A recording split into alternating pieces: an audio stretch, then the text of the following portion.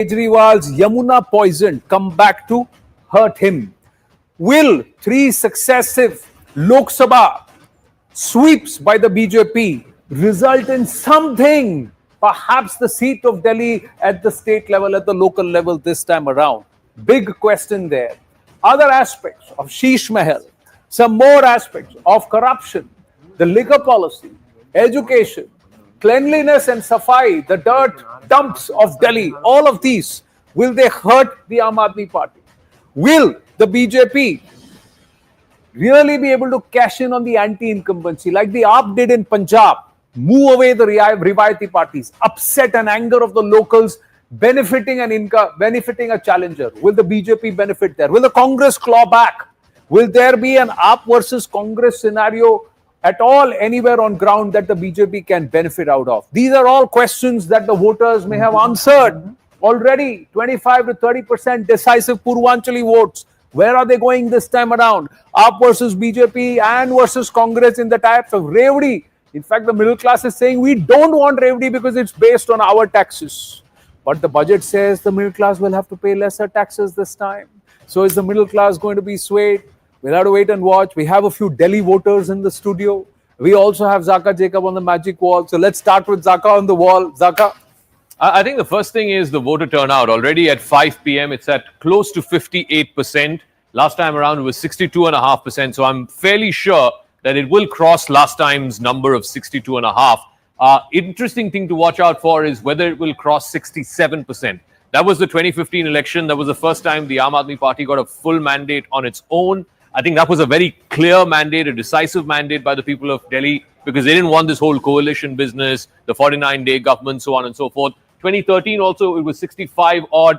So I have a feeling that this might actually, it will certainly eclipse the 62.5 that we got last time around, and it could well surpass 67. What this indicates is, A, it was a high-charged campaign, B, that voters of different voting blocks, poor, rich, middle class, have all come out. Anecdotal evidence seems to suggest that there were long queues, even in urban, plush, South Delhi colonies, where generally people are a little apathetic.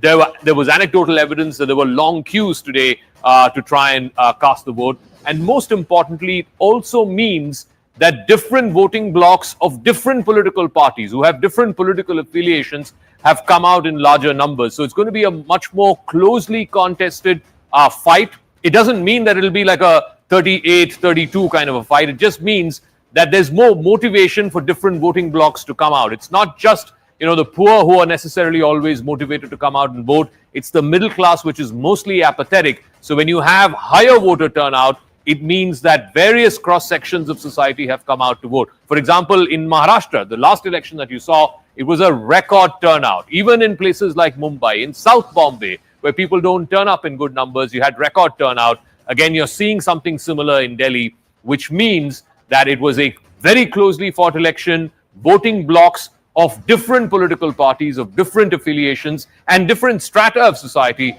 have come out in larger numbers. So watch out for this figure. I'm certain it'll go upwards of 62.5. If it goes upwards of 67, that would be the highest voter turnout in 20 years in the national capital. 65, 67 to 70%. Will Delhi beat that number of 2015? We'll have to wait and watch. But in our studios, we have three voters, three guests, or three people who have their vote in Delhi. Dekhe, Mera aur Zaka ka to Noida mein hai. Noida, Noida. So we have got no ink. But Smita Prakash, Rahul Shivshankar, Nalin Mehta, ungli kiya ki nahi? Did you get inked? Yeah. Haan, kiya, sabne. Haan. What was the experience? Well, look, first and foremost, anecdotally speaking, I had never seen so many people at my polling booth. There were quite a few. And this was at 9 in the morning. So I was quite surprised. But look, why are we so vested right now in the turnout? It's because don't go by the overall top numbers from 2020 viewers. Look at the nitty-gritty, in specific, the margins. And let me give you some statistics. I always come armed with my statistics, hard facts, call them what you want to hear they are. In 2020, that's a smart plug of 21 seats. 20. Always the right stand with the hard facts, okay? So 2020, 21 seats, 30%. That's 30% of all seats saw margins of victory less than 10%. This shows that actually the 2020 election was a very competitive one. And if there is anti-incumbency, you saw it in the ticket distribution. AAP was up off the block first. A month and a half back, they distributed their tickets. 30% of everybody was dropped. Sitting MLA, so much so that in the last week, 7 of them have decided to dump the AAP and go somewhere else and raise the banner of revolt. 31 seats in 2020 saw margins of less than 15%. So 31 seats out of 70, 70. which is almost half, Yeah. saw margins of less than 15%. Now that is a big, small margin election. Okay. This time the BJP, don't forget, is armed by the big R, bravery. Revdi. And of course, Rahul Gandhi. Rahul Gandhi. No. The BJP is armed with the big bravery. And they have said, okay, let's go toe to toe. So if the braveries cancel each other out, what is this election about? It's about Kejriwal's image. And Kejriwal called himself a politician who is going to change the face of Indian politics. And in 2015, the middle class responded with a turnout that you just saw. Correct. Right? So if the turnout is now burgeoning, and anecdotally it's coming from, and I would love to see a breakdown of the middle class boroughs. If it's coming from there, presumably a lot of these numbers which come very quickly to the EC come from well-organized polling booths, which tend to be in middle class, well-organized sort of, boroughs. The ones from the Mufassils, the smaller district, the poorer districts, the JJ clusters will take a little bit of time. And there the lines even tend to be longer. So I think this will be a very interesting election to watch. Super Saturday guaranteed. I'm telling you, in about 1 hour, 1.5 hours, even the exit polls will start talking. Already the so-called Satta market, I'm not sure Satori or anything, but the Satta market seems to be suggesting that this is going to be a razor-sharp contest. So this is where the numbers stack up. And remember, this is not a three-way contest. This is a two-way election.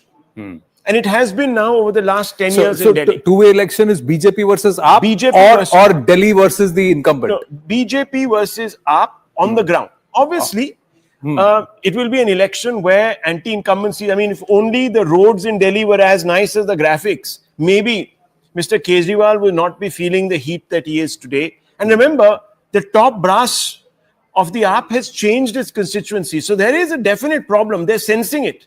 Now, whether they have been able to sort of transcend all of that, there was a claim they made against the BJP. Right. But, Delhi distinguishes itself in one way. The middle class is not monolithic. Most times we say, the BJP, gets the middle class vote. For 10 years, they haven't in Delhi. Maybe this time. I don't know. But the biggest bravery came during the budget. Did it, Smita Prakash, for the middle class? 67% Zakat. No, just on one point about what Rahul was saying. Actually, the higher voter turnout is coming from places like Najafgarh, Shahadra, the outer constituencies. The inner constituencies, the more posh ones, JK, I think, was at 51 or 52%. Again, Jangpura, the chief minister's Manish Sisodia's constituency is at 55. Kalkaji is at 51. So I think the prime sort of South Delhi elite constituencies, New Delhi, where Arvind Kejriwal is fighting from, is 54. It's less than the state average. So Najafgarh is at 61. So it is the more slightly rural outer Delhi constituencies or eastern Delhi constituencies because which are giving exactly what happened in Maharashtra. Yeah. In the poorer segments, you saw massive turnouts. And that didn't quite go well for But if we break up the vote shares, it's the middle class largely which dominates with about 60-65%. Correct me if I'm wrong, Zaka. In the morning, we were looking at the middle class dominates the voter base. The Jhuggi Jhopri clusters are about 17-18%. So if the middle class... Delhi is strange in that way. Yeah. Because it has a lot of JJ clusters in some of the biggest and most swankiest colonies. Right. Now, we've got one more guest joining us here. Welcome. After a long time, Abhijit, good to have you with us. But first, let's go across to our reporters who've put in the hard yards on ground. Pallavi Ghosh, Arunima, Aman also with us. Aman is joining us from the newsroom in a bit. But first, Pallavi and Arunima, you put in the hard yards. Did you find the time to go and cast your ballot also? Hope you did. How's the election been so far? Were there phenomenal turnouts? Let's start with Pallavi and then Arun. No, I didn't have to cast my vote because I'm a Noida voter like you. Okay. But I'm standing here right outside Sheila Dixit's residence. And, it's important because this is the legacy which is being whipped up by Sandeep Dixit. And, by all standards, he certainly has been one of the most aggressive campaigners of the Congress party, and a party which I would say has let him down in many which way because of his constant flip-flop. But today, when he was accompanied by Rahul Gandhi and then, of course, later by Priyanka Gandhi Vadra and Sonia Gandhi, I guess it's a moment of him feeling good about himself and good about the fact that he got into this fight. But he's certainly given a tough one to Arvind Kejriwal. And a very quick tidbit also, I remember the peak of the India Against Corruption movement, which hit out at the UPA 2 and hurt them the most. And I remember Arvind Kejriwal was the one where he emerged as a politician after that. It was Sandeep Dixit actually who would negotiate with him on behalf of the Congress party. For the Congress party, this is going to be an election in which perhaps they need to learn a lot. And what they really need to learn is how to have a fine balance between the coalition dharma on one hand, but at the same time trying to keep its astitwa intact.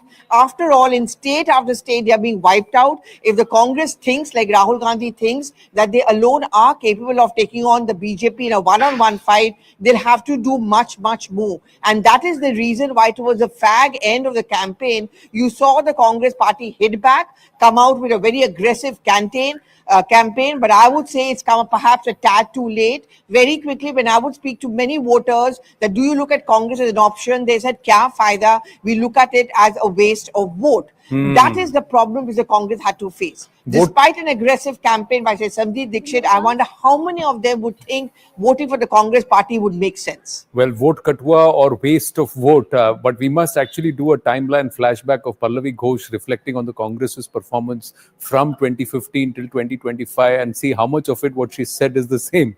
And what's actually new. If it's the same story every time, then what has the party learned? That's a question. Yes, Arunima, who have you been tracking? We had pictures of the EVMs being packed, taken off the PowerPoints and this one, and then they're packed up, and those pictures coming through. So everything is being this time videographed and said, "Chalo bhai, koi doubt hi nahi chahiye. Kiska battery kitna discharge hua, etc." Yes, so since you asked if we have voted, here's reporting that one of those 57% in Delhi who have gone and done their duty, in spite of the running around that we had to do all across the length and breadth of Delhi. Here at the booth that I am, yes, the last voter, she actually reached a few seconds after 6 o'clock, tried very hard to get in, but now it's time for the electoral staff to wrap up and leave, and that's exactly what is happening. This is the Jangpura constituency. I am reporting from one of those constituencies which hasn't really thrown up encouraging figures. In fact, if you see between Jangpura, where Sisodia is standing, New Delhi, where Arvind Kejriwal is contesting, and Kalkaji, where Atishi is contesting, the lowest three numbers for Delhi has come from these three constituencies in that order: Southeast Delhi, New Delhi, and Kalkaji. So we don't really know what's up in store for these three big faces of the Aam Aadmi Party. But overall, the party is quite upbeat at the moment. They feel there is no anti-incumbency. Bharatiya Janata Party is looking at the numbers also, hoping that this number is actually the anti-incumbency factor playing out. The women factor, women voters I've seen everywhere. I've gone to New Delhi, Okhla, Jangpura, I've gone to the Khan Market area. One thing that I can tell you is that the women voters have come out and made that difference. In whose favor they have made that difference, I think that only the 8th of this month will tell us. True. Karol Bagh is 47.4 at 5 p.m. So that's also a very low number. But these places are all about 2 or 3% of the average median. That's 57% below. But Karol Bagh is about 10% below the actual current average. So that's also surprising. Smita Prakash, Chetan Bhagat also joins us in the studio. So let's take it away. The Delhi voter. Tell us, what did you find today, anecdotal experience today when you went to cast your vote? Yeah, so I didn't vote at 9 o'clock. Unlike Rahul, I was with you guys at 9 o'clock. So I went at 10 o'clock. There was nobody other than me voting out there. So very dull voting. South Delhi voters not particularly enthused to get out in the morning to vote. and I'm sure the voting percentage has not been all that great in South Delhi. But as I like the way you introduce Zaka as Zaka on the wall, very Rahul Dravid style. That's the way the Delhi voter has come out, very Dravid style, steady voter came out, and by afternoon they seem to have come out and voted in large numbers.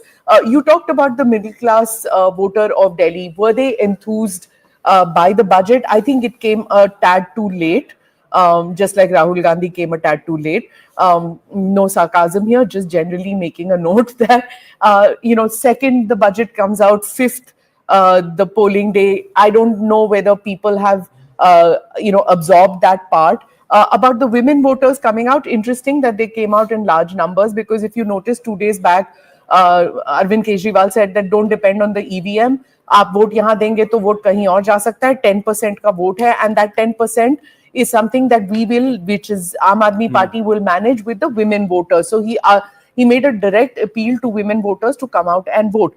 In the morning, when we saw Sandeep Dixit getting out, he seemed a little tense that the voters who he thought were his voter base had not come out to poll. Now, that is an important constituency, and it seems, even though there is this less percentage voting, it seems like the Aam Aadmi Party is a tad nervous about the way things are going. There are three Maharathis, which is Manish Sisodia, Atishi, and Arvind Kejriwal.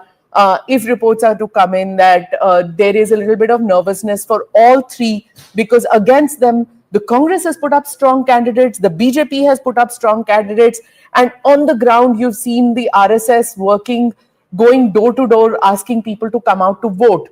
That seems to have paid some kind of dividend, because the voting percentage has increased as we are going in towards the slogovers. Right. Yes. Before I come to Nalin, just quickly two things. This Samvidhan ke sanrakshak to danger for democracy. How did that happen? Yeah. Did you figure that out? Yes. And the middle class not registering between first and the fifth. Sorry, I was at the airport when the announcement was made. Everybody there within 30 seconds registered that up to 12 lakhs no income tax. Yeah, okay. So that obviously means that the Viman, those who take the Viman, they are the ones who figured it out quickly. But middle class is also traveling by Viman today. Yeah, but go ahead. Yeah. In this, I really found the Congress very interesting, Came in only towards the end. Till 10 days back, all of us who were reporting were like, what the hell is the Congress doing? They are not getting out at all. They've given up. It's a bipolar contest and there's no sign of Congress anywhere. They come in last minute. It seems, one, that the local unit of the Congress finally seems to have said that, you were looking, or telling the leadership, you were looking at the long-term gains of supporting the Aam Aadmi Party as far as the India Alliance is concerned and the national picture. But the short term is that we are going to be losing Delhi. They said that in the earlier election, and they were saying that in this election. Somewhere that seems to have resonated, and the Congress leadership got in and started campaigning. But the other thing also is, in Delhi, people don't like this sustained rally campaigning noise all the time. It's a very sophisticated voter. He understands, or she understands, that you don't have to come knocking on my door. Just these small nukkad sabhas are important. So you notice even Chandrababu Naidu, when he was talking to the Telugu voters, was just small group. Right. It wasn't those big rallies. People don't like it. Traffic ruk jata hai. Anyway, we have a problem with traffic in this city. So those big rallies don't really have an effect. So some of the smaller rallies happened. Priyanka drew a lot of crowd for Abhishek Dutt. Rahul Gandhi went to Seelampur, which anyway is a good area for them to campaign for the Gandhi family. So I think somewhere they've realized that the space they ceded to the Aam Aadmi Party, they need to claw back that space. No, but did they realize too little, too late? That's the big question. Yes, Nalin. So Anand, I also went to vote in another part of South Delhi today. I like the pride in that. So anecdotally, at least in my voting booth and a couple of others that I went around, what I found interesting was that, unlike the last election, this time the party seats outside, the different parties set up booth outside to see who's coming. I only found Congress and I found BJP. I did not find AAP, which was different from last time, right? So, and interesting, the Congress guy was sitting right next to the BJP guys, right? So in both places. Now that's an anecdote, but see, in my view, the stakes are highest for AAP in this election, much more than for BJP, because 4 or 5 points, quick points to make. This election, is not just about Delhi. It will also have a national impact very soon. If AAP loses, this has an impact on Punjab, on the government in Punjab. It has an impact in Haryana. It has an impact in Gujarat. You have a Gujarat election coming up next year. In Gujarat, AAP got over 20%, a significant part of the vote. Second, for the middle classes, I think the point that Smita was making and the point that you were making, for at least a year now, there has been a sense that while the BJP government Narendra Modi's government has had support from multiple parts of society, from OBCs, SCs and others. There was an issue with the Dalit vote in the 2024 Lok Sabha election, but that's been fixed in Maharashtra and Haryana. But there was a sense that a lot of resistance pockets are developing in middle class. The middle class is saying, "What's hamara kya hua? Sabko mil raha hai, kuch na kuch." Everybody's got something or the other. Women get something. The poor get something. DBT happens. What about us?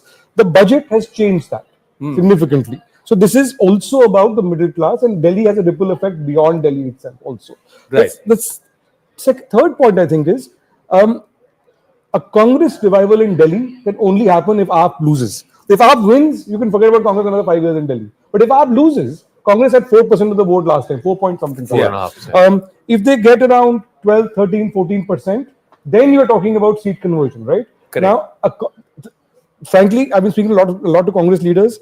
Most of the Delhi unit is hoping seriously for a BJP win because their futures are dependent on that. BJP जीतेगी तो कांग्रेस को थोड़ा oxygen मिलेगा. That's the thought process. Also, I think this is very important for Arvind Kejriwal.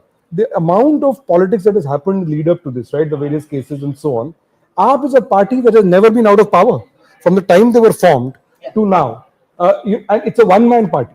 So if he loses, then it's in totally new terrain. So there's a lot more at stake here than just the fate of this government. Also, I believe if it's a close election, I think what you're saying is absolutely true. It's not an AAP loss; it's an AAP decimation if AAP loses because the ripple effect on Punjab. On Punjab. May I add another point that if it's a close election, that's bad for AAP. AAP has to win significantly. Yeah. If it's a close election, if it's, like Satta Bazaar is saying, in Satta Bazaar, AAP's rating has come down consistently in the last 10 days or so, right? Close election means that this government will be unstable.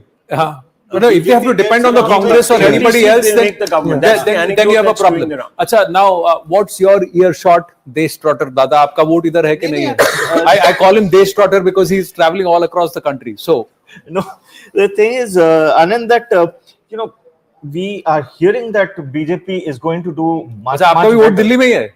हाँ यार. कर लिया. Guess where? Where all bongs. CR Park. You now successfully planted CR Park in the Cigarette Utility Institute. Very bongs. So I did my Matdan and then had Jalpan also there. Jalpan. Yeah, say it right. So we are hearing that BJP is going to do much better, and I think it will do much better. But whether it's enough to trump up, given the demography, is something to be seen. See, we are saying that the middle class will vote en masse for BJP. No, they're coming out to vote. That's all we're saying. They're coming out to vote, yes. But are we sure that the middle class is coming out in larger numbers, or the Juggi, Jopdi? In fact, if you look at the high voter turnout constituency, so we did this, plotted it on the map, 57.7 at 5 p.m. There are 18 constituencies which are 3% or more higher than the state average, more than 60%. And none of those are in South Delhi or Central Delhi. They're all in the outskirts, parts of Delhi that Rahul Shivshankar has probably never gone to, right? Parts like Mustafabad, where they changed the candidate, the BJP candidate. What is that supposed to be? I've done more reporting in India. Well, the lower courts are there. The lower courts are I haven't done in there. a long time though. So, yeah. So parts, studio let's say, for creature. example, places like Simapuri, Govindpuri, these are seats where you're seeing Rohtas Nagar, a lot of them on the other side of the Yamuna, Silampur, etc. And then you have these outer Delhi constituencies, which are, there's a lot of Jat and Gujar population. Jat, particularly Narela, is one outer Delhi constituency. Then you have Badli. Then you have seats in northwest Delhi. So these are, again, these are caste and community-based votes that you have you have, of course, from Najafgarh, which again is a Jat-dominant belt. You have the seat of Chhattarpur, where again you have the extremely. There is one thing that we're kind of missing a little bit in this narrative. And Chetan, I want to bring you in on this because Delhi is cosmopolitan, but it has pockets. Now, many people are wondering which way the Muslim vote is going to go. The AAP didn't really cover itself with glory in Muslim eyes because in 2020, when the anti-CA riots happened, the AAP sort of shied away from taking a position. The Congress is actually out there defending their interests, so to speak. Is that the reason why today this election could actually throw up a surprise? Because the AAP that counted on this Muslim vote is no longer looking sure. And look at where Rahul Gandhi and others from the Congress have actually gone out there and campaigned. So it's Jafrabad, Okhla, some of these areas where there's Muslim pockets. Well, correct. And a few months back, Congress and AAP fought together in the Lok Sabha. And the moment you are cutting each other's vote, because you're literally telling the voter we are same, and now we are not the same. Choose between us. Now we are divorced. Who are you going to be friends with, husband or wife?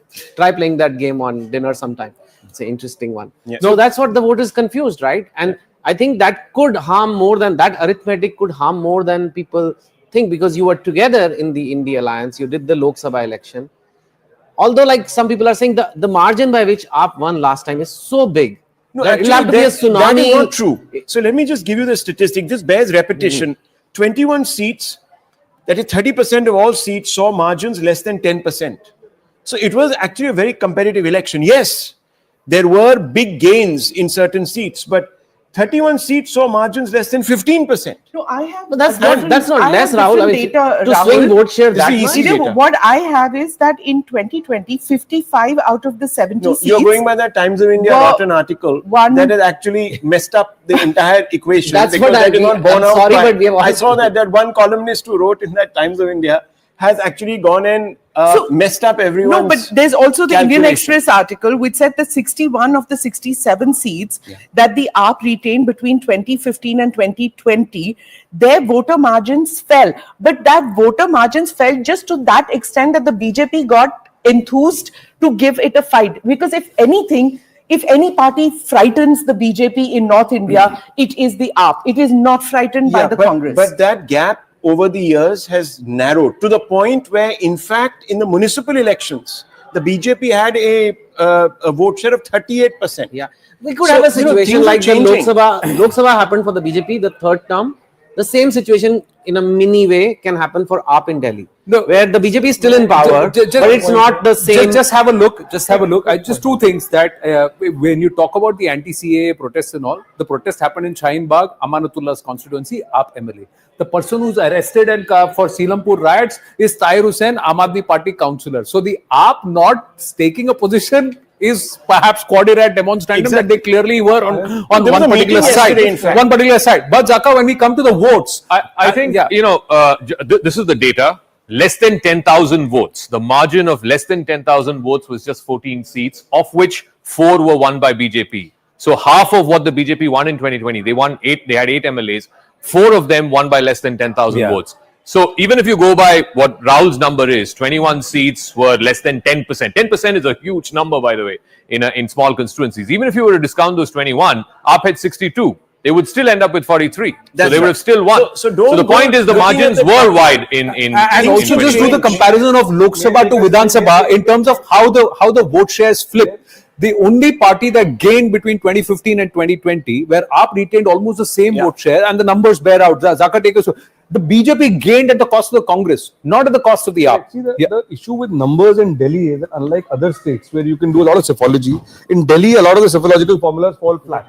Simply because Delhi historically in the last 4 or 5 elections has voted distinctly in the Lok Sabha election and distinctly in the Vidhan Sabha election. The same Delhi voter in 2020 gave 54% of the vote to AAP, 39-40% This is the to Lok Sabha BJP, 2024, right? 62 and 8 seats. Yeah. The same voter in 2024, just few months ago, gave AAP just about 19% of the vote and BJP 54% of the vote. BJP swept this. That's what I'm saying. So if you look at the 2024 Lok Sabha, the same AAP vote, and that's the point that Nalin was making, BJP had 54% vote share. And remember, this was an election that both AAP and Congress fought together.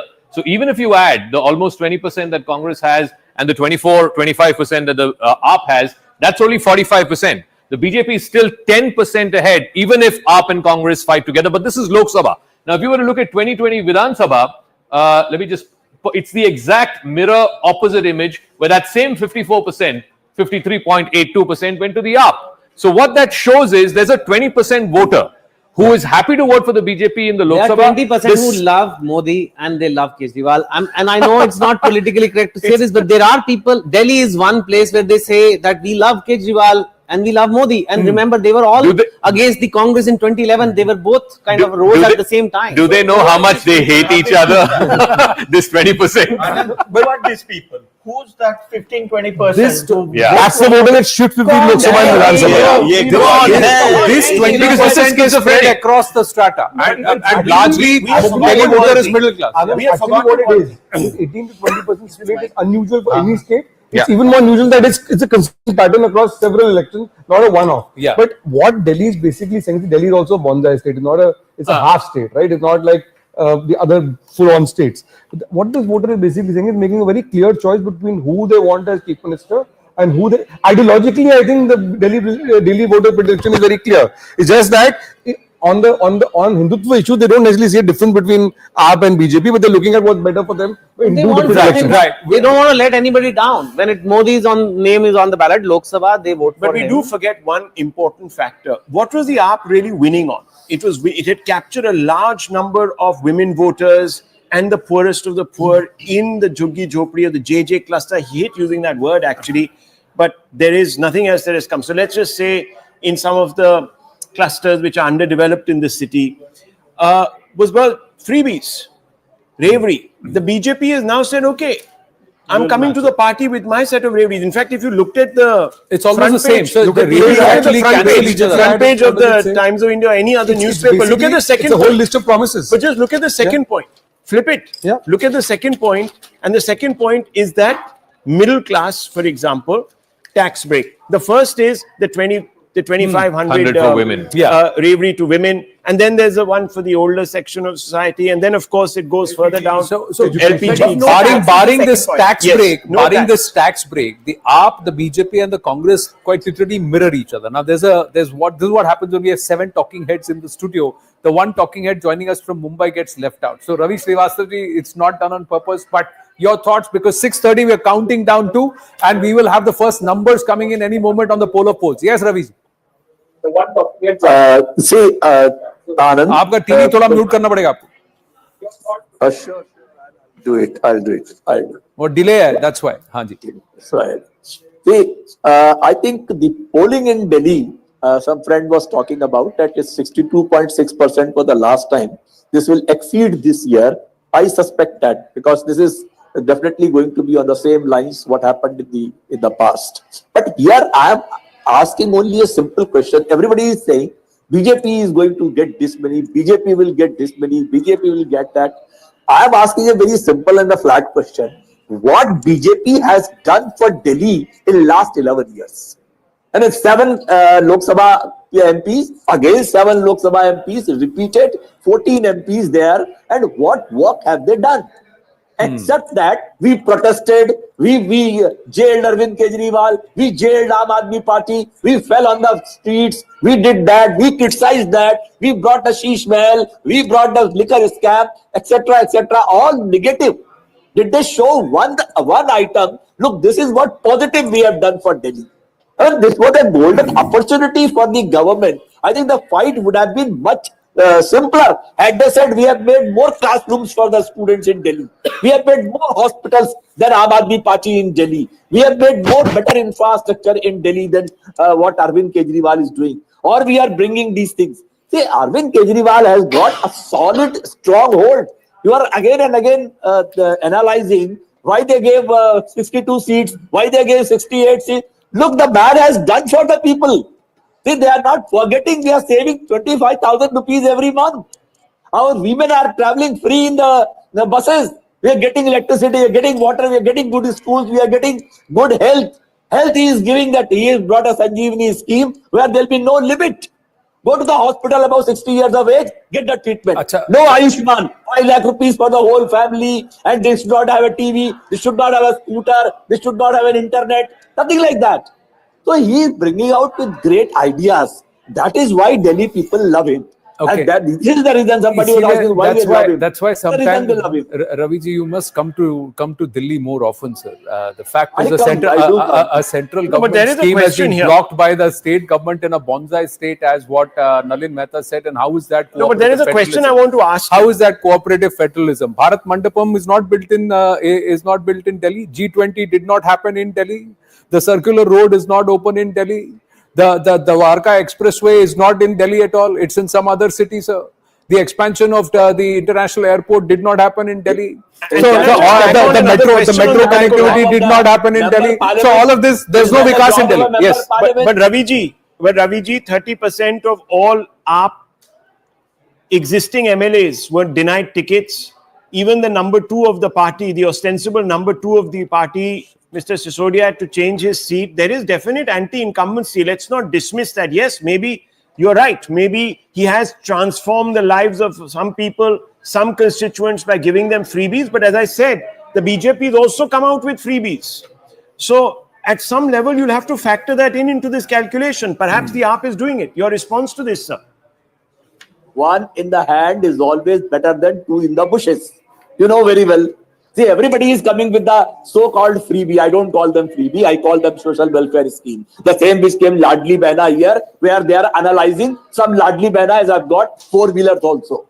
So I don't think that this kind of a freebie is that's a freebie. But if you see that the social welfare scheme which he is giving, irrespective of the caste, community, religion, Dalit, elite, upper class, lower class, he is providing it across the board. Okay. So So let me that's ask you, since you come regularly to Delhi, do you find free Wi-Fi at a bus stop? Have you traveled by the buses in Delhi? Do you find free Wi-Fi? It was promised in 2013. Has the Yamuna been cleaned? It was promised in 2013. Has Parali gone away? It was promised in 2000. I didn't promise. Nobody put a gun to Mr. Kejriwal's head and asked him to promise. So Delhi is seeing it. Delhi is seeing it that in 2025 is saying, give me 5 more years, I'll clean the Yamuna. What he said in 2013. 2013, sir, Wi-Fi is not there in the bus stops even in 2025. So it's post 6:30. I think We should see if we are getting response quickly. Our first set of numbers are coming in about 30 seconds, and we should also get the voter turnout numbers. I think that will also come by about 6:30, 6:45. We should get the voter turnout numbers. So we'll get the first set of numbers. Is this going to be? There were a lot of people who said Delhi doesn't feel like the national capital. Is that a sentiment? Now, who will you take that out again? You don't get clean air. You don't get clean water. You don't have clean roads. You don't have clean sewage system. Why would anybody feel? So who do you blame? It's a bonsai state. So who do you blame? The LG's office, the central government, or would you blame Arvind Kejriwal? Would you blame the MCD? We have fallen between the cracks. That's all I can say. That nobody wants to take ownership of Delhi. And the person who has taken ownership of Delhi, who criticized Sheila Dikshit saying, "Aapke bas ki nahi hai, to fir aap nikal jao, hum karenge." He couldn't deliver either for Delhi because he says the same thing. The police is not in my control. The LG is against me. He has the same excuses for which he was blaming Sheila Dikshit.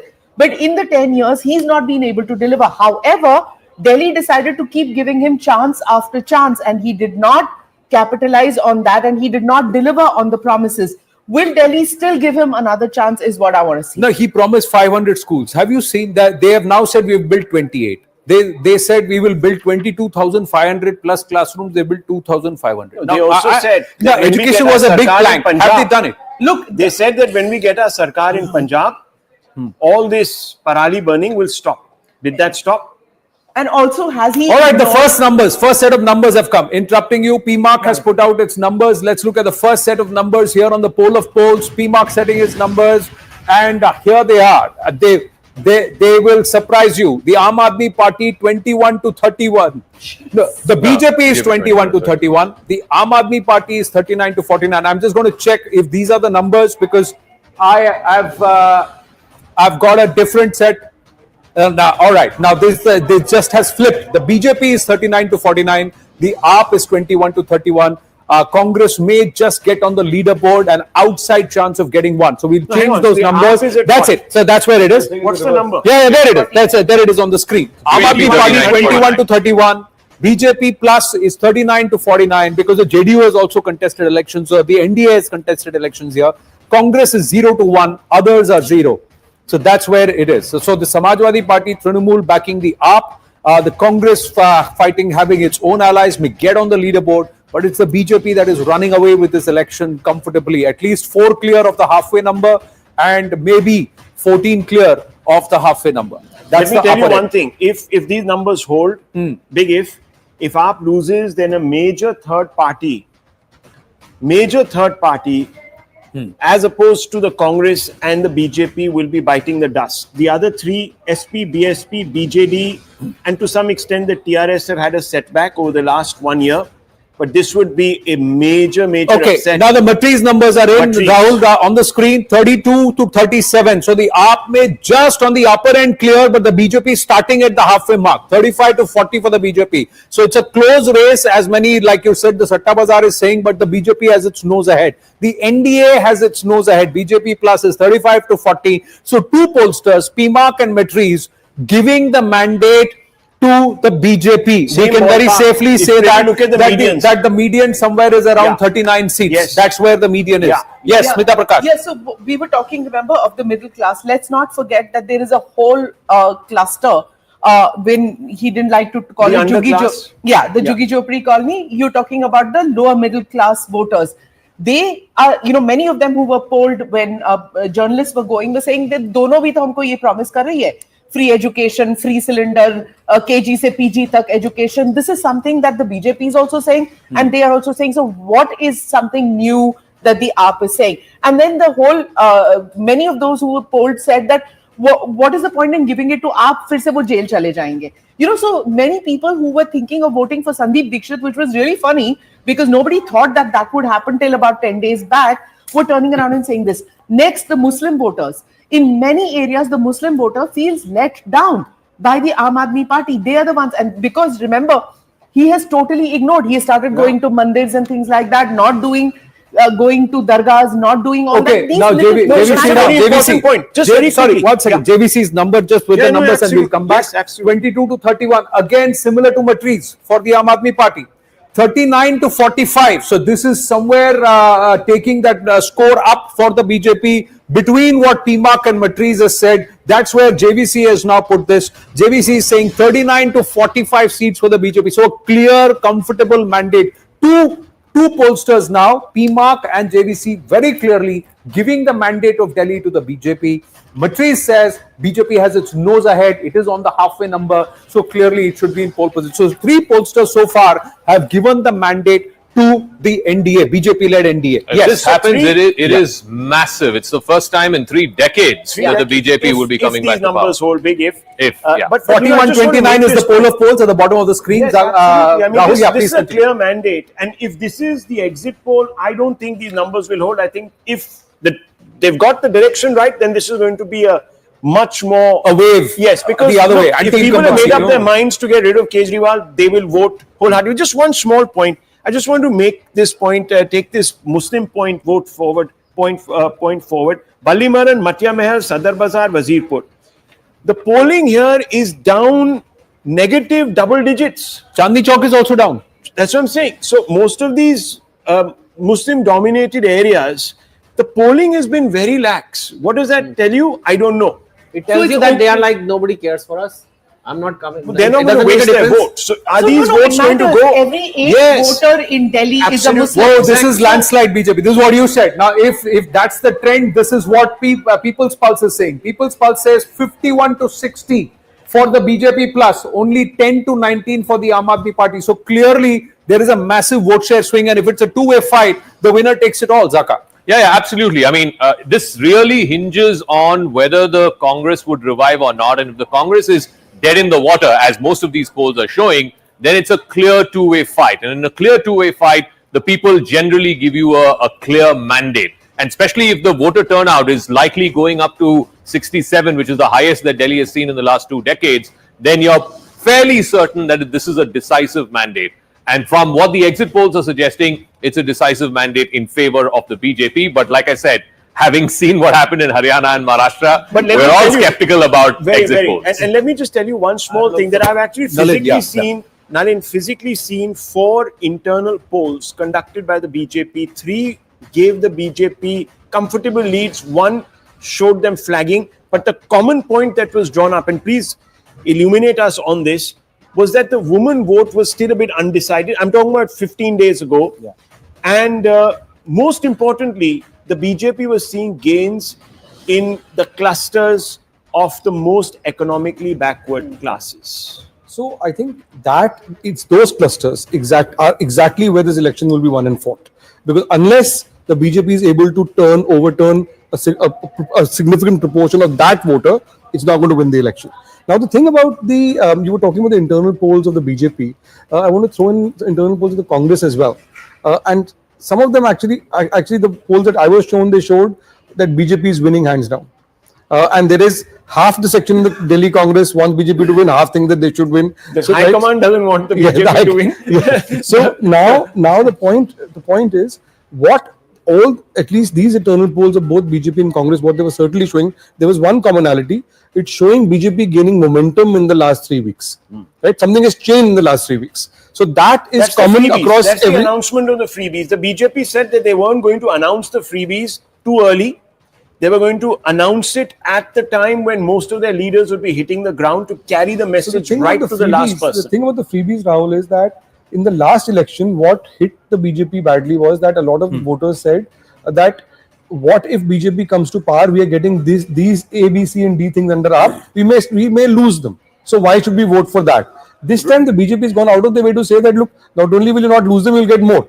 And if you look at the poll promises, they're very uniform, right? There is, I think, right. There's another pollster. Similar on that. Yeah, People's Insight. Another pollster has said BJP 40 to 44, AAP 25 to 29, Congress 0 to 1. So let's take a quick look. This is the poll of polls so far. PMark has said 39 to 49. Let's have a quick look at this, and we'll just put it up here on the big numbers one by one. Let's look at this. PMark has said 39 to 49. So one of the first numbers that came in gave a clear, overwhelming mandate, or a clear mandate to the BJP. Not overwhelming, but yes, clear and comfortable. So if it's the higher median, it will be about 15 seats above the halfway mark.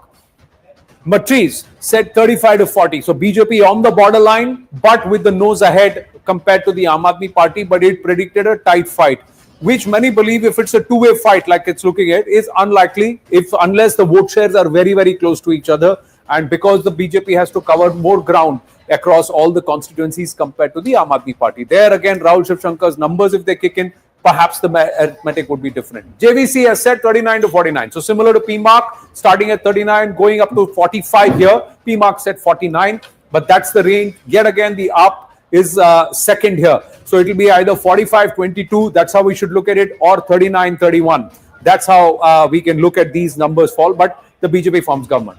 Now this is People's Pulse. People's Pulse says overwhelming number, 51 to 60 for the BJP. It's running away with the election. 20 to 90, 10 to 19 for the Aam Aadmi Party. So this is a reversal of fortunes for the Aam Aadmi Party. So what happened with it in 2020? Now this is People's Insight. So another metric that they have done, and they have put out 40 to 44 seats. So again, a clear mandate for the Aam Aadmi Party, for the BJP.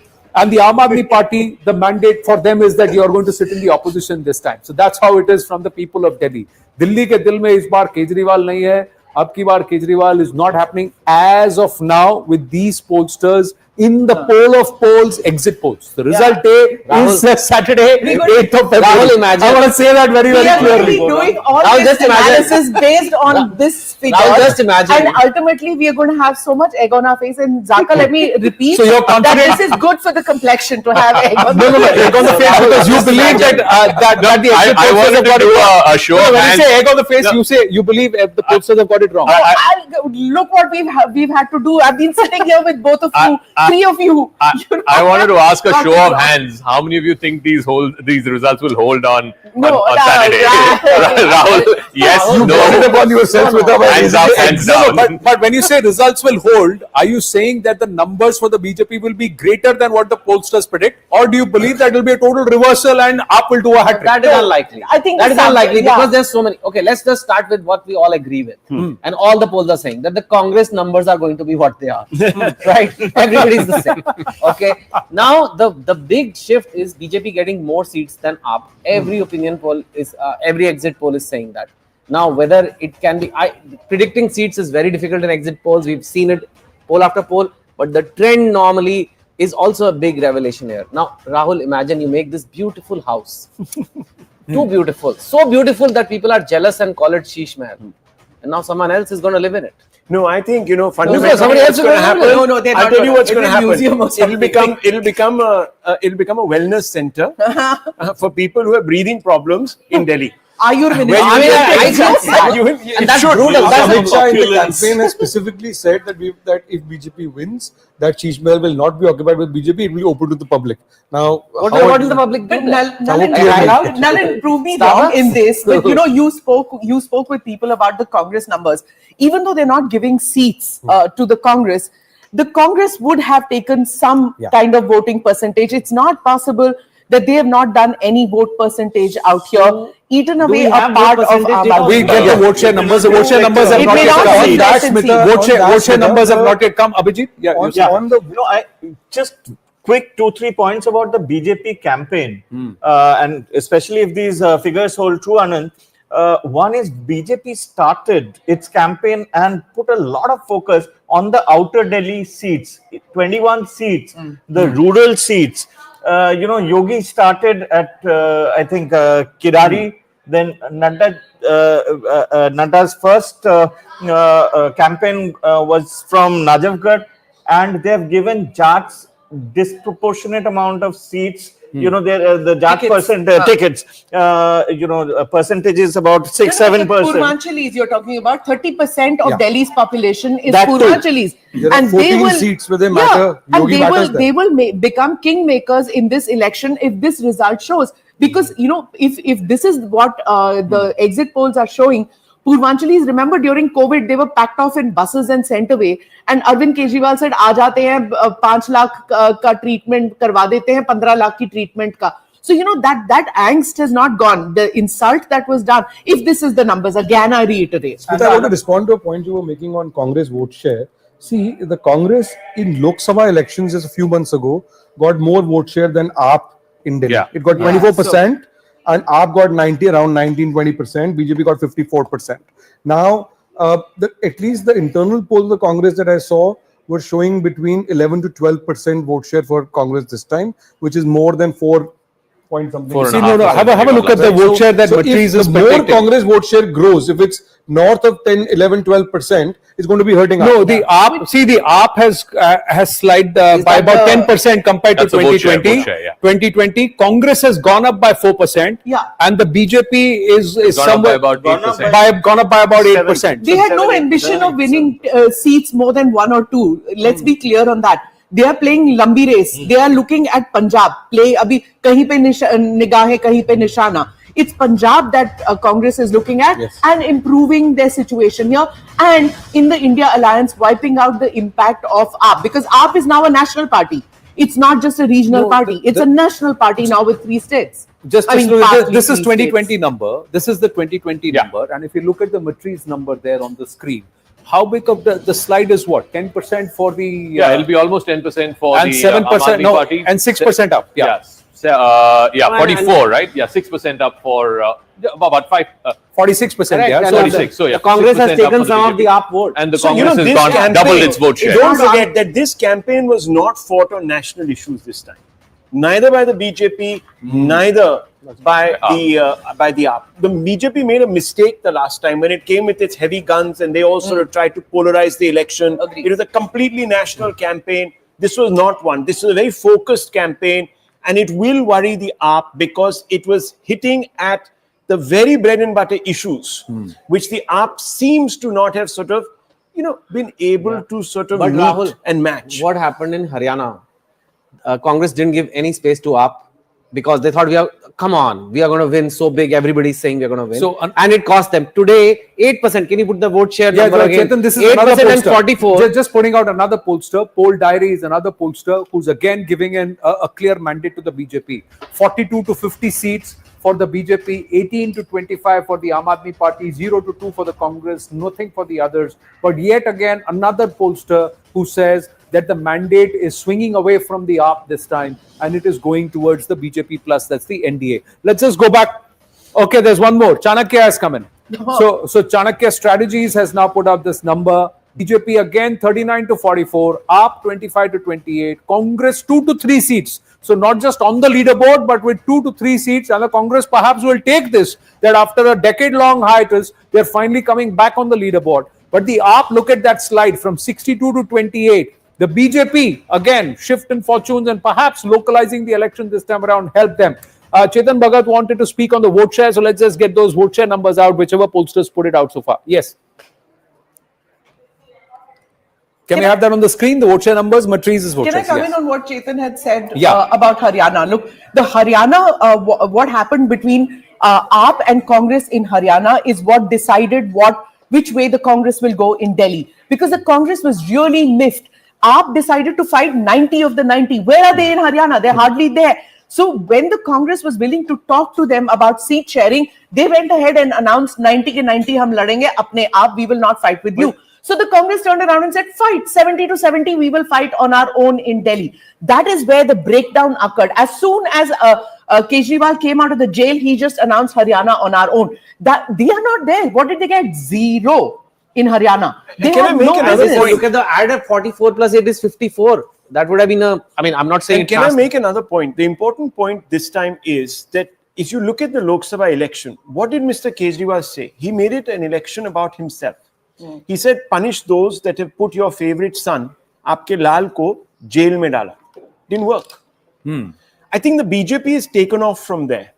Yeah. And has made this about a referendum on the so-called clean politics of the AAP. Sheesh Mahal. This has entire occupied- Kattar Imandar claim has That's that right. been busted? That's Is the this a perceptional loss for the AAP? And The it's a dent very is perceptional. pointed, very narrow focused, calibrated, constant reiterated attack. Everyone has come in and talked about Kejriwal being. And Rahul, you're Yes. right, and it is focused because that is the one thing that has differentiated the AAP brand from other political parties so far. So if you dent that, then what are you left The with? others Then you didn't are have a left- Kejriwal. Now, that's the poll of polls. Gentlemen and the lady, please have a look at this and then do your analysis. The pollsters seem to be consistent on one party. That is the Congress. And also one directional trend, But you know, that is the only BJP thing getting the that one mandate. needs to be a little worried about here. Remember that these exit polls have been conducted maybe at a cutoff at around 4 o'clock in the afternoon. There's still a whole significant number of voters that has still not been polled. Who in the Congress is winning as per this? I mean, it's very I interesting. think Jafrabad, they have a chance. Okay. Maybe, but I think the Okla seat, I think, like someone these two said, seats. defeating AAP is more important to Congress. So is and they managed it. I mean, like if the Congress vote share last time was 2%, if I mean, most of the loss is gone the to the caveat Congress. that I The just want Congress's to vote put share here- last time was about 4%. It's gone up by about 4%. It's to doubled. 8%. It's doubled. 8%. Yeah, they have eaten off from AAP. They've also gained some.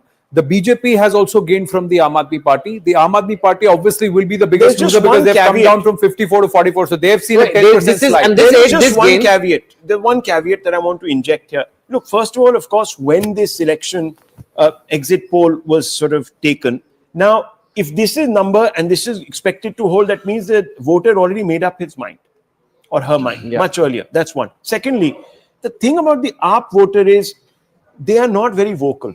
They have seen the repercussions. Okay. There has been a heavy-handedness. So I would just say, let's don't wait know. for Another we vote don't share, know. another We'll vote wait share this in that's the come, background. Rahul, and to the guests and Zaka. PMark says 45% to the BJP, 42% to the AAP, 9% to the Congress, and 4% to others. So that means this is a 12% slide for the AAP. Yeah, not just that. What it also means is that 9 plus 4, 13% has gone to somebody else. And Yes. chances are that was the AAP vote. Certainly, an AAP voter may vote for the Congress, but a Congress voter voting for the BJP or the BJP voter voting for the Congress is less likely.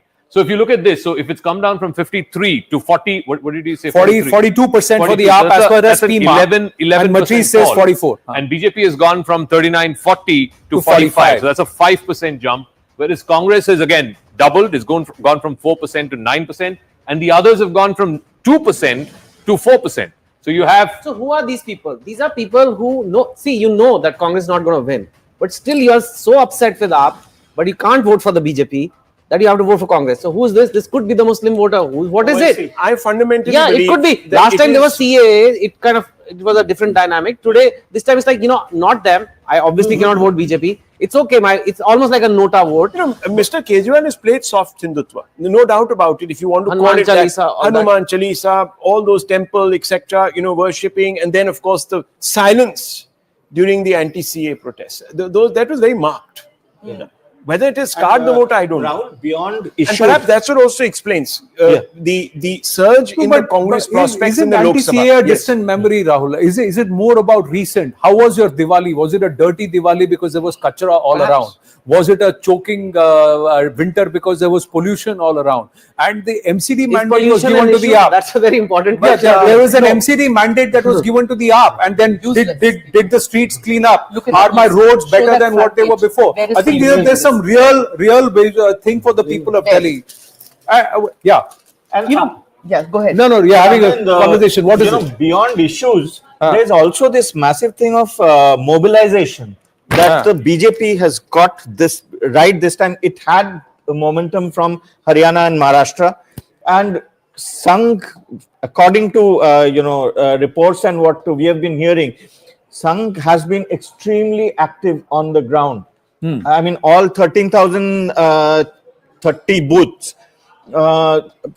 Each booth had at least a group of 10 people or more working on the ground. So the cadre is extremely mobilized. And this entire and aspect of enthused. localized election. Yeah. Each particular constituency, each particular region, not national issues, local issues. So everyone from Kumaraswamy, Chandrababu Naidu, you had Pushkar Dhami, Himanta Biswa Sarma, Anurag Thakur, all these people who have different backgrounds, but they were plying their wares and they were campaigning on ground. You spoke to Jay Panda. There are others who are involved. Was this a strategy that they will Yes. So localize there this were 3 or 4 election? things. And did the AAP not realize this? There were 3 or 4 things that I And just it's all want to based on quickly- these numbers, huh? Yeah, just quickly talk a bit about where the BJP is concerned and the way they've sort of built this campaign. They deliberately did not have a face. They deliberately made the Prime Minister come in only once. They had decided to announce the manifesto. Remember, the manifesto was quite low-key, if you remember. It was put out not by Amit Shah. You know, there were just 3 individuals who came out, put out that, and then suddenly you saw, and this was deliberately done 15 days before, the polling day is when they said, let's hit the ground. After that, the message was carried last mile. You have another very interesting thing. The Prime Minister enters the election campaign with one plea. He said, look, you've given the other 2 parties a huge run, 30 years plus. Give me a chance to serve you. Give me the chance that I have, tried to do for others. Allow me to work for you. Let me be your sevadar. Now, I don't know. It's an emotional appeal. I kind of agree with. Viksit Bharat ki Viksit Delhi, he said. Ki bhai I think 27 Delhi was saal the aapne auron missing ko crown avsar diya. jewel, whether you like it or not. I mean, it's the capital. And for the last 10 years, all we've had is Better this to say bickering jewel in between... the crown rather than crown jewel. Yeah, the crown jewel. I mean, this whole bickering between the state and the center, I think Delhiites were really upset because of that. And finally, they're like, if these numbers are true, if these numbers hold, then they're like, okay, let's give it to one party. Let's see if the same party is in If you power. opened the newspapers, there was a new message every day. Like, Jay Panda, you spoke to, even I spoke. I said, कोई central theme नहीं है. You're कभी मंदिर है तो कभी छठ पूजा में यमुना साफ करेंगे, कभी इलेक्ट्रिक बस देंगे. So then there was KG से PG तक women के लिए we'll give you this much money. So why is there no central theme? There is no central theme because there is no one vote in Delhi. Good point. You have Purvanchalis, Muslim vote. Then you have the Punjabis. Baniya Punjabi vote. Yeah. Baniya Yeah. Punjabi vote. 34 seats is where the Baniya Punjabi vote used to traditionally vote for the BJP. They used to shut shop. They used to come and vote. BJP won election after election based on that Baniya Punjabi vote for the Lok Sabha election from 1999 onwards. That Baniya Punjabi shifted to the Aam Aadmi Party. Somewhere that Kejriwal was able to click, that the Baniya vote. The Punjabi vote also went to Aam Aadmi Party, which was a very strange thing. The BJP got cracking and wondered what has happened. So you had Hardeep Puri, you had the others who went for the Punjabi vote, you had Manoj Tiwari and the others who went for the Baniya vote. If you remember, the last election, 2020, one big issue was also ceiling. MCD ceiling, and MCD was under the BJP at that time. For the trader class, that was a big issue at that time. And I remember Arvind Kejriwal said, "Ye ceiling shieling hum band kar denge." So that appealed to the trader class, particularly the ones in Rajinder Nagar, Patel Nagar, Rajouri Garden. But like as Arvind said, Delhiites have very short memory. Yeah. They pulled down a government based on onion prices. Yeah, exactly. You remember that? That's right. Yeah. You know, Sushma so Swaraj So, will it's come. not that, just, these are real Right. issues that hurt the people of Delhi or help the people of Delhi. When you give me free bijli, they gave Arvind Kejriwal vote, but when the bills came post the election, they realized what is happening. So was that a realization or not? We have to wait. And whether or not these numbers stick, or is there going to be a different thing altogether between the 4 p.m. and 6 p.m. and the final voter share number turnout, it's all Janta Janardhan. I didn't But mark the my trends, words. every pollster is going in one way, The in one voter direction. that holds the key to this election is the woman voter. The You can woman take voter. it from me, Woman you voter. will see if where the this- AAP is quite confident that they That's will right. actually do, and So I'm Kejriwal a is on little- record saying वो 10% हम संभाल लेंगे, आप हमें vote दे देना, हम कर लेंगे. So And the woman voter doesn't come out, and is not very doesn't vocal. speak about it. Also, the tax break, right? Guys, we just forgot. Like, India is tax free now. India is a tax free movie. Not for people like you, Chetan.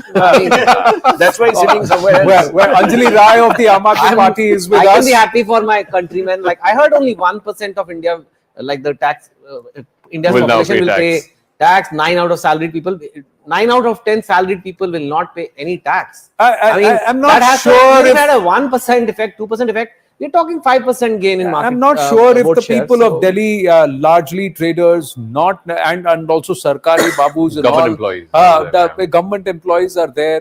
And does this actually make such a big difference that there would be a 12% slide in vote share as predicted by the pollsters? But then Anjali also Rai they is want with us gig of the Aam economy. Aadmi Party. So we'll open it to the guests and also after her first comments. Namaste, Anjali ji. Namaste. All the pollsters are indicating that the mandate is swinging away from the Aam Aadmi Party. How would you respond to this? We all of us have already seen that these exit polls they don't predict the truth. During Haryana and Maharashtra elections, we saw how they fell on their face. So we don't believe in these exit polls. And secondly, the thing is that our voters are silent voters, especially women. They are very discreet. They are not vocal. See, that's They the don't point even as tell to their husbands also that whom are they going to vote for. And we believe that women are largely going to vote for us because they save a lot of money while running their household affairs because of Kejriwal ji. They save in electricity bill, they save in water bill, they save while sending their children to schools, and then free bus yatra for women. So many things in which they are going to believe. And secondly, in which they save. And secondly, the most important thing is trust factor. All the parties have made so many promises. If we say that we'll give 2,100 to all the women of Delhi, then BJP will say 2,500. Congress is also saying 2,500. But these people, after hearing so many promises from all the parties, people get confused, and then they believe that a bird in the hand is worth two in the bush. So they are going to vote for the Aam Aadmi Party because they are already giving them all the benefits. They have proved that whatever they promise, they fulfill their promises. As we speak, Anjali actually, ji, they have. All just these, another pollster promises- has now said no seats for the Congress or any others. It's a straight fight between the AAP and the BJP. And the BJP Plus has got the mandate, 36 to 44 seats by DV Research compared to 26 to 34 by the Aam Aadmi Party. If you believe the Mahila voter is with you, the Mahila voter constitutes about 45% of the 1.5 crore overall voters of Yes. Delhi in this election. Then Ji. that should have reflected in the exit polls also. Saka? No, not just that. I mean, people tend to forget that the male voter is actually about 83 lakhs. The female voter is about 71, 72 lakhs. So there's a 10, 11 lakh gap between men and women. I'm not diminishing the women voter in any way. But look, every single exit poll has given the edge to the BJP. Some by 5 seats, some by 10 seats. The fact of the matter is, I think directionally, yes, having seen what happened in Haryana, having seen what happened in the general election, I think directionally to get all of them to get it wrong would be really an aberration. I think exit polls should just shut shop if they get Delhi wrong. But the point is, shut shop on June 4th. Well, this is one election. I mean, Haryana, I think, was a bigger surprise because everybody got it wrong. No, but I think the bigger point is, and I want our panelists to weigh in on this, this will have huge ripple effects. It will have a huge impact in Punjab. Punjab goes to polls early 2027. It'll have, we're basically then going back to Delhi's politics as we knew it prior to 2013, Rahul Shivshankar. It's going to be Congress versus BJP. For a party like Aam Aadmi Party, which is in power in 2 states, to be out of power in the national capital for 5 long years, it could very well sink I agree with you. I think the first implications will be felt by the India alliance as a whole. Yeah. Remember what has happened. Going into this election, the Congress has been completely isolated. Yeah. All its close allies have jumped in on the side of Kejriwal, so much so that you've had Akhilesh Yadav campaigning for Mr. Kejriwal. The Congress is not going to like it because Rahul Gandhi, the crown prince, the scion of the party, has been left feeling a little diminished. And he's not going to like that. And if the Congress does improve its prospects, you can expect the first ripples in the India alliance, and beyond that, of course, in the TMC backed up Aam Aadmi Party. Sena UBT backed Aam Aadmi Party. Yeah, not in your DMK. I want to add, Rahul is absolutely right. This will also have an impact on the Bihar election. It will have an impact on how many seats Congress can negotiate for in Bihar with the alliance partner. In fact, Congress is actually betting on this election much more for what will happen in Punjab and what will happen in Bihar. Yeah, can I come in on this? I think it's important what Nalin said about Bihar, because not just the Congress with Tejasvi about how the seat sharing happens, even for the BJP, because they had JDU and LJP fighting 1 seat each in Burari and in Deoli. How have they performed? That also matters. The BJP will go with a stronger positioning in when they go in for their alliance with JDU if they do well in Delhi. Of course, under Nitish, I think that is an given. But yeah, it will have an impact on Punjab. It will have an impact in Gujarat. It will have an impact in Bihar. No, I think fundamentally what also happened, and I go on with Chetan and Abhijit to weigh in on this, Mr. Kejriwal tried to make this election as a referendum on him. He said, BJP has unfairly put me in jail, ED, CBI, they unleashed everything, main kattar imandar hoon. So one is the referendum on himself and his political brand, his honesty, etc., which, I mean, let's face it, that sheen came off with that whole Sheesh Mahal business. And the second is his governance record. He's been chief minister since 2013. It's what, 11, almost 12 years now that he's been chief minister. It's a simple question that every voter asks. Has my life improved in the last 5 years, in the last 10 years? And I think if these numbers are holding, a large majority of Delhi voters are saying their life has not improved in the last 10 years. Yeah, and if you look at Maharashtra, you talked about the pollsters, the direction in Maharashtra was very clear. But the eventual numbers, nobody predicted because it was a runaway election. And in this case, if it's a two-way fight, then could these numbers further consolidate in favor of the BJP plus away from the AAP? Then what does that mean in terms of spillover effect? Anjali ji is still with us, and then Abhijit. Yes, your thoughts, Abhijit, and then we'll go to Anjali. I think Delhiites are fed up of the whining and constant bickering that Kejriwal has been doing. See, if even now when you drive across Delhi, the best instances of infrastructure development, etc., are all done during Sheila Dikshit's time. You have to acknowledge that. And Sheila Dikshit had, a BJP government at the center for a while.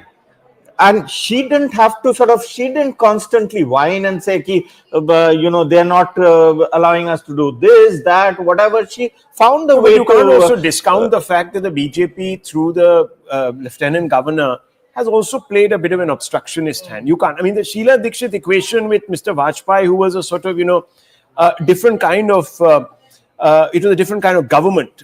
I don't think. But the same BJP in Odisha, such a clean. The same BJP in Odisha, Navin Babu for an entire decade worked with the. But that equation is very different because it's slightly different. See, the BJP of yore was dominated by Punjabi leaders. Yeah. There was Madan Lal Khuranas and others who had roots in the old Jansangh, who had built it, right? So the demography of the state changed from being largely Banya Punjabi, which Smita was talking about, Purvanchali is coming in, a whole bunch of other people coming in. But this BJP is fundamentally leaderless in Delhi. Yeah. Right? So if this result holds true, and we'll see, that's a big if, then it will be another state where the BJP has won without having a clear leader. Right? So it's not like Yogi in UP where Yogi is the totem pole of the BJP. So it'd be interesting So to see what are you saying, happens. Nalin? They'll bring a the little first pacha at the outlier legislative or party the meeting first and say, one okay. that bucks the trend. Zaka, on your screen, to viewers on our screens, Aam Aadmi Party 46 to 52, BJP plus 18 to 23. This is We Preside. We Preside is the beep one and which reside which- or is it we preside? What is it? so We Preside is law. It's We Preside. However you pronounce it. So the difference between Leviosa and Leviosa. So let's go across to Virendra Sachdevaji, the Delhi State BJP President. Virendra Sachdevaji, namaste. अधिकांश जितने भी pollsters हैं, they are giving BJP plus the mandate. एक अभी pollster है जो कह रहे हैं रनअवे विक्ट्री फॉर आप, 46 से 52 सीट उन्होंने दिखाया, but otherwise everybody else is saying कि बीजेपी को मैंडेट मिल रहा है. आप क्या कहेंगे?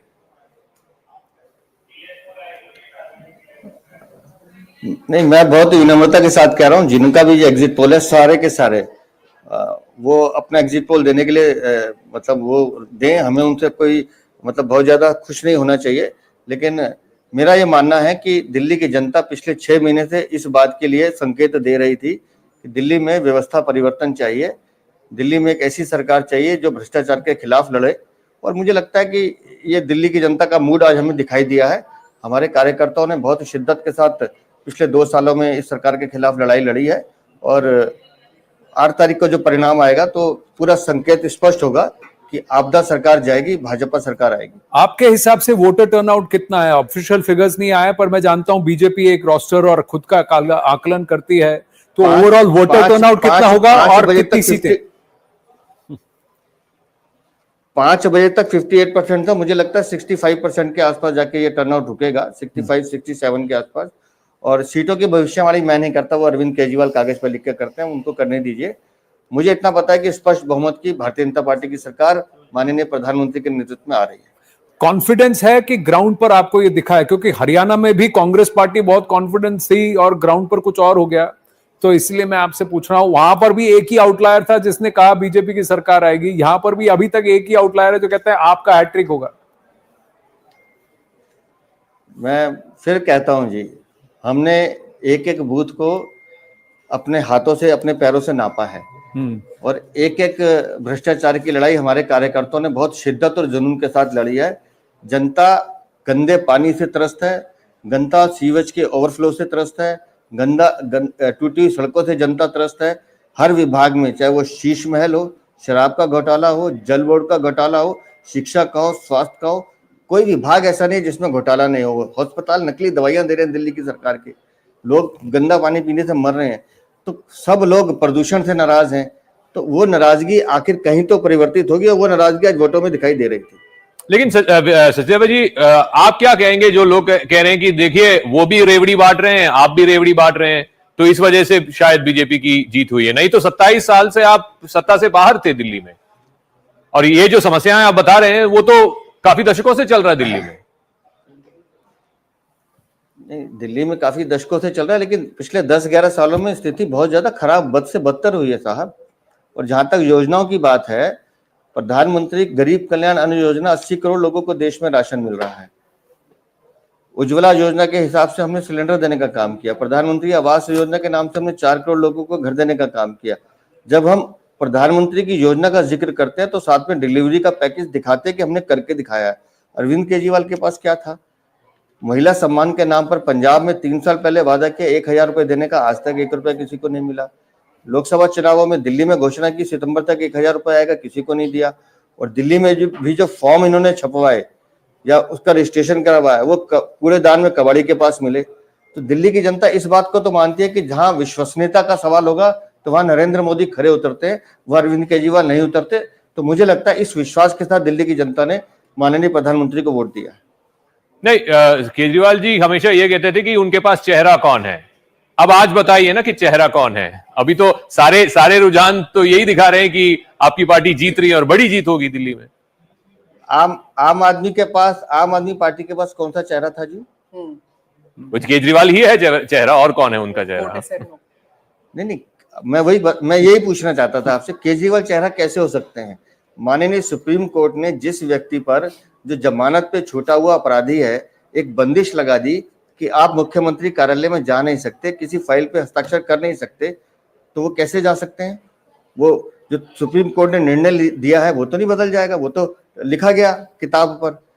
तो ये चेहरा कैसे हो सकते हैं? और जहां तक हमारे चेहरे की बात है, हमारा चेहरा नरेंद्र मोदी है। हमने उड़ीसा में चेहरा नहीं दिया, हमने छत्तीसगढ़ में चेहरा नहीं दिया, हमने मध्य प्रदेश में चेहरा नहीं दिया, हमने राजस्थान में चेहरा नहीं दिया, हमने महाराष्ट्र में नहीं दिया, हमने हरियाणा में भी नहीं दिया। एक कार्यकर्ता को तय करना है, केंद्रीय नेतृत्व तय करता है, दिल्ली में भी तय करेंगे। 8 तारीख को रिजल्ट आने दीजिए, हम आपको दिल्ली का एक बहुत सुंदर कार्यकर्ता मुख्यमंत्री के रूप में देंगे। पर वीरेंद्र सचदेवा जी, दिल्ली बीजेपी के साथ यही कटाक्ष हमेशा रहा है कि दिल्ली बीजेपी कभी ऑर्गेनाइज नहीं रही है, हमेशा बटी हुई रहती है, इसीलिए दिल्ली में 27 साल से बीजेपी के लिए अकाल पड़ा हुआ है। क्या वो परिस्थितियां बदल चुकी है? अच्छा बताइए, आपको पिछले 2-3 सालों में कभी एक बार भी कोई ऐसी खबर मिली कि जहां लगता हो कि पार्टी में गुटबाजी है? हमारा राष्ट्रीय नेतृत्व इतना सक्षम है जो हम सबको बांधे रखने में सफल रहता है। और मैं बड़ी विनम्रता के साथ कह रहा हूँ, माननीय राष्ट्रीय अध्यक्ष जी, माननीय गृह मंत्री जी लगातार इन छोटी छोटी बातों पर हमको सिखाते रहे, हमें आगे बढ़ाते रहे, और उसी का परिणाम है कि ये पूरा यूनिट एक मुट्ठी में बंद करके लड़ा। हमने 7 लोकसभा सीटें भी जीती और दिल्ली का विधानसभा चुनाव भी जीते। एक बात मैं आपसे पूछना चाहूंगा कि 2020 के बनिस्पत 2025 में हमने एक बात देखी कि आपने कैंपेन को लोकलाइज किया, आपने लोकल मुद्दे उठाए, नेशनल मुद्दे नहीं आए। तो ये क्या सोची समझी एक स्ट्रैटेजी थी? देखिए, मैं खुद दिल्ली वाला हूं भाई साहब, मैं दिल्ली में पला बड़ा हूं, चांदनी चौक की गलियों में मेरा बचपन बीता है, जवानी बीती है। हम छोटी छोटी समस्याओं को समझते हैं। सीवर ओवरफ्लो होने से अगर दिल्ली में एक रेनी सीजन में 62 लोग मर जाते हैं, तो बताइए ऐसी दिल्ली पे कौन गर्व करेगा? ये व्यवस्था किसी को तो बदलनी पड़ेगी ना। अगर हर नल खोलते ही पानी आए नहीं, और आए तो गंदा पानी आए, 20,700 लोग एक साल में गंदे पानी पीने से मर जाए, तो कौन दिल्ली वाला इस पर गर्व महसूस करेगा? सड़क टूटी हुई इतनी है कि स्कूटर में, मोटरसाइकिल में लोग खड्डे में गिरा के गिर जाते हैं, तो कौन दिल्ली वाला इस पर गर्व करेगा? तो ये जो दिल्ली का दर्द है, ये दिल्ली की जो पीड़ा है, यही जनता के सामने हम लेकर गए, और जनता इसी से त्रस्त थी। इसलिए जनता ने भरोसा किया गुड गवर्नेंस पे, माननीय प्रधानमंत्री पे, क्योंकि 10 सालों में माननीय प्रधानमंत्री जब बड़े बड़े हम हाईवे बनाते हैं, पुल बनाते हैं, एक्सप्रेसवे बनाते हैं, तो फिर दिल्ली की सड़कें बनाना कौन सा मुश्किल काम है जी? उसके लिए नियत चाहिए, ईमानदारी चाहिए। वो नियत ईमानदारी भारतीय जनता पार्टी में जनता को दिखाई दी, इसलिए जनता ने हमारा साथ दिया। इतने साल तो एमसीडी आपके अंडर ही थी, बीजेपी के अंडर थी, तब बीजेपी के अंडर वो नियत नहीं थी। इस बार तो एमसीडी का भी चुनाव आप हार गए थे, तो कहीं ना कहीं आपको नहीं लगा कि दिल्ली की जनता शायद आप पर भरोसा नहीं कर रही, यानी बीजेपी पर दिल्ली में भरोसा नहीं कर रही? विधानसभा लोकल एमसीडी 15 साल हमारे पास रही, लेकिन पिछले 10 सालों में एमसीडी का फंड रोकने का पाप किसने किया? अरविंद केजरीवाल ने किया, क्योंकि फंडिंग जो है वो थ्रू स्टेट आती है। जब आप पैसा नहीं दोगे, कर्मचारियों की तनख्वाह नहीं दोगे, तो उसका गुस्सा कहीं ना कहीं तो निकलेगा ना। लेकिन एमसीडी हारने के बाद 2 साल से एमसीडी में ये है, और उसके बाद एमसीडी की जो और बुरी स्थिति हुई है, जो सफाई व्यवस्था के प्रोजेक्ट हमने शुरू किए थे, जो कूड़े के पहाड़ हटाने हमने शुरू किए थे, वो काम भी बंद हो गया। अब तो एक नया पहाड़ भी द्वारका में शुरू कर दिया, और गाजीपुर में एक नया पहाड़ बन गया। तो फिर दिल्ली की जनता को समझ में आया कि ये तो जो परिवर्तन का नारा लेकर आए थे, इन्होंने परिवर्तन की जगह व्यवस्था का इतना दुर्व्यवहार किया है कि इनको ही हटाना बेहतर है। तो मुझे लगता है कि इस बार दिल्ली की जनता ने पूरी व्यवस्था के खिलाफ वोट दिया है, कि जिस तरह से भ्रष्टाचार ने दिल्ली को खोखला करने का काम किया, दिल्ली की जनता इनको माफ नहीं कर रही, और दिल्ली की जनता ने उसके परिवर्तन के रूप में भारतीय जनता पार्टी को चुना है। वीरेंद्र सचदेवा जी, मैं आपसे जानना चाहूंगा कि आम आदमी पार्टी और अरविंद केजरीवाल को सबसे ज्यादा नुकसान किस फैक्टर ने किया? शीश महल ने किया, लिकर पॉलिसी स्कैम ने किया? और अगर ये मैंडेट जो एग्जिट पोल्स दिखा रहे हैं यही आता है और बीजेपी की सरकार दिल्ली में बनती है, तो क्या आपको इसका खामियाजा पंजाब में भी भुगतना पड़ सकता है?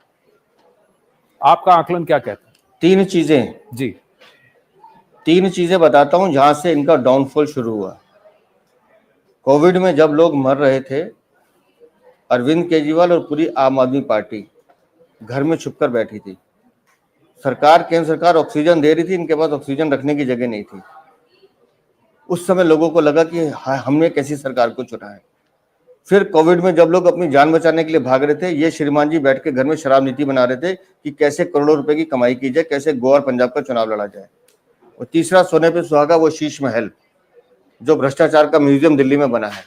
तो दिल्ली की जनता समझ गई कि ये पूरी की पूरी पार्टी, ये पूरा का पूरा अरविंद केजरीवाल अपने लिए जीता है, इनको जनता की फिक्र नहीं है। उसके बाद जो समस्या मैंने आपको गिनवाई है उन्होंने उसमें, और हम कहते हैं कि दिल्ली को जनता को दर्द बताने का कष्ट किया। ये उन 3 चीजों से एक रूट बना कि अरविंद केजरीवाल लगातार व्यवस्था के भ्रष्टाचार के शिकार होते गए। जी, वीरेंद्र सचदेवा जी, एग्जिट पोल्स की तो आपको बधाई। 8 तारीख को चांदनी चौक की फेमस जलेबी आप सबको खिलाएंगे कि नहीं, वो देखा जाएगा। फिलहाल हमसे बात करने के लिए धन्यवाद। हम आपको हम आपको जलेबी भी खिलाएंगे, और इस मौसम में दौलत की चाट बहुत अच्छी मिलती है। हाँ बिल्कुल, वाह, वो भी याद दिला दी आपने। Thank you so much, thank you for speaking with us, thank you. So the BJP confident, and they are saying these are the local factors. So COVID is something that is a memory that people of Delhi still carry. And they're also talking about that whole बंदिश लगा दी है, courts ने बंदिश लगा दी है, तो इनका चेहरा कौन है? So kind of saying that the Aam Aadmi Party was fighting this election as bandish bandits, you know. They were not, I'm sorry to pun on that, but I couldn't resist it. It's not just Chetan who's going to come up with the puns in this show. But yeah, you know, for once, Virendraji is smiling. He's been so tense in the past 10 days. I haven't seen a single smile on this gentleman's face, because they've all been saying it's a faceless crowd, it's a faceless crowd. A couple of things which I wanted to point out was that if this holds, you know, this whole thing about Arvind Kejriwal being an Aam Aadmi is gone. Somewhat like, if you remember, VP Singh being, you know, the middle class messiah. And that came crashing down after a while. You know, he watered it down. He went into the mandal. He waded into that. He went into the caste factor. And that whole middle class messiah was crushed completely. If Arvind Kejriwal loses in this manner, he loses Delhi, he is no longer that middle class. Of course, the Aam Aadmi has become Shesh after Sheesh. But this is now, you know, they're going to pun on this a lot. They're going to say he's Shesh Nag. And yeah, you're in pun mode. Shesh after Sheesh. Wow. I think it's an interesting point he raised, that the fact is that people loved Arvind Kejriwal as the CM of Delhi, and now it's Atishi. And while it's still AAP and we all know who's running the show, it's still a different face, and a little bit of 1-2% vote. But can I ask? No, but Atishi is still not written chief minister outside her residence. She still says Atishi minister. That happened in Tamil Nadu as well. No, I mean, so she still says Atishi minister. She's not said she, because she says there are no shoes being kept or things like that. So there is a larger question, Chetan. I'll be very interested to know how the Congress is going to react. Oh, they'll be thrilled. Are they going to question the EVMs? You know, or will they let Kejriwal now? Sometimes you can find joy in other people's misery. Well, and so that will expose the Congress. Insurrection, somewhat like what Trump in 2020. And my problem with the AAP that calls itself the agitprop. Have a look Indian at this. Political system. Is this a possibility for you? And I'll tell you one thing. Let me just burst the bubble a bit and say this we preside number of 49% vote share for the AAP, 43% for the BJP. Is that possible? 5% for the Congress party. Is that possible? I think we will talk about that. We've got Mr. Sandeep Dixit joining us. Sandeep Dixit ji, namaste. Thank you for speaking with us. Sandeep ji, namaste. This is Anand Narsimhan here with me, Zaka Jacob and Rahul Shivshankar. Very, very hard fought election. I think we've lost the line. We've lost the connection with him. We'll try and connect. Now, that's the number I was talking about. See, is this possible? Anand, I was saying that like somebody said, everything is possible, is as possible as Rahul Shivshankar also eating Daulat ki chaat. I'll tell you who does. You never know. You never know. I think the role model for all politicians of India who want to cultivate this simple person image is Mamata Banerjee. She never misses a beat. She's always dressed simple. She doesn't have another pollster, Chetan. See this. So I am interrupting you, but have a look at these numbers on the screen. Yeah, 33 to 38 for the AAP. So the second pollster who's saying the AAP may still win a very, very close fight. It's the second pollster after we preside who's giving a mandate, possible mandate to the Aam Aadmi Party and putting the BJP behind. Not nationally. Who are these people? एक तो ये है कि आधे को नाम नहीं पता कौन है, कहाँ से आए. पर मैं वही कह रहा हूँ ना, this morning on the election coverage, they said there are about 40 reporters who have come from Punjab. There is interest for the Delhi elections even in Punjab. So there are pollsters will be fielded by various entities, various parties, etc., and also independent, who believe that this is a narrative changing election. Although it's a very, like Nalin said, bonsai state election, but this could spin the national narrative away. It could swing it far away from Aam Aadmi Party, which is a story to say in a decade. Look, No I just other want to say political one party thing. has become such a I'm big sorry, national force to Anand, reckon there's with in one a thing that decade's I have time. to say. And then fizzle if out. this vote share of the Aam Aadmi Party is going to be 40% plus, then I don't know how you can make an educated projection on seats. If there has to be, you can't have it all. You can't say that the Congress is also increasing, the AAP is coming down, but only slightly, where the BJP is becoming this. If it's going to come down to a 2% margin, it's going to be a very tough election be a to fun project eighth. onto seats. Yeah. Then we may as well just say this is an open But there is contest. some dent in up. but there's There is some dent in up. Would you agree with that? There is some dent in Yeah, of up. course. No, I think there is a dent in up. There's No, one that's- difference, which is that in 2020 they had a 54% vote share, so they've come down by 14%. As Sandeep Dixit, Congress leader and candidate from the New Delhi constituency, joins us. Thank you very much, Sandeep ji. First things first. So all the exit pollsters are giving the edge to the BJP and saying that it is a vote for change. It's a change election. That after 12 years, the Aam Aadmi Party will be voted out of power in Delhi. I want your first reaction to the headline that exit pollsters are saying that the BJP will win Delhi. Look, I'm assuming that the exit polls are correct. What is the final picture, we'll come to know only on the 8th. But I won't be surprised. I knew that Delhi was looking for a change. Although the last 2 to 3 years, what I'd been seeing people talking about in Delhi, I think they're quite tired of what the Aam Aadmi Party was doing.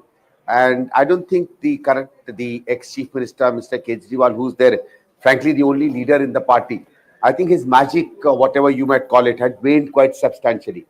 Also, the Aam Aadmi Party was not really realizing that all the tricks and gizmos with which they were constantly trying to keep themselves alive in politics, they were not working anymore. So I won't be surprised that they lose. I am a little surprised that this is the kind of equation for the BJP and the Congress that the exit polls are showing. But this is not a time to argue on that, because we will come to know the picture on the 8th. And in any case, Sandeep-ji, I don't know all that much of what's happening outside of New Delhi. I can understand that. You've also been extremely involved in campaigning. Some people would say that your party, the high command, came a little late to the party. Excuse the pun, but I just want to ask you, will the high command accept this verdict? If the AAP were to lose, the BJP were to win, would they say that this is again an EVM-driven election, that the mandate of the people has been sort of once again somehow, robbed of them, etc., etc.? Or will they say, okay, this is just rewards, Mr. Kejriwal did not work, the EVMs are reflecting what the people's will is, as it is?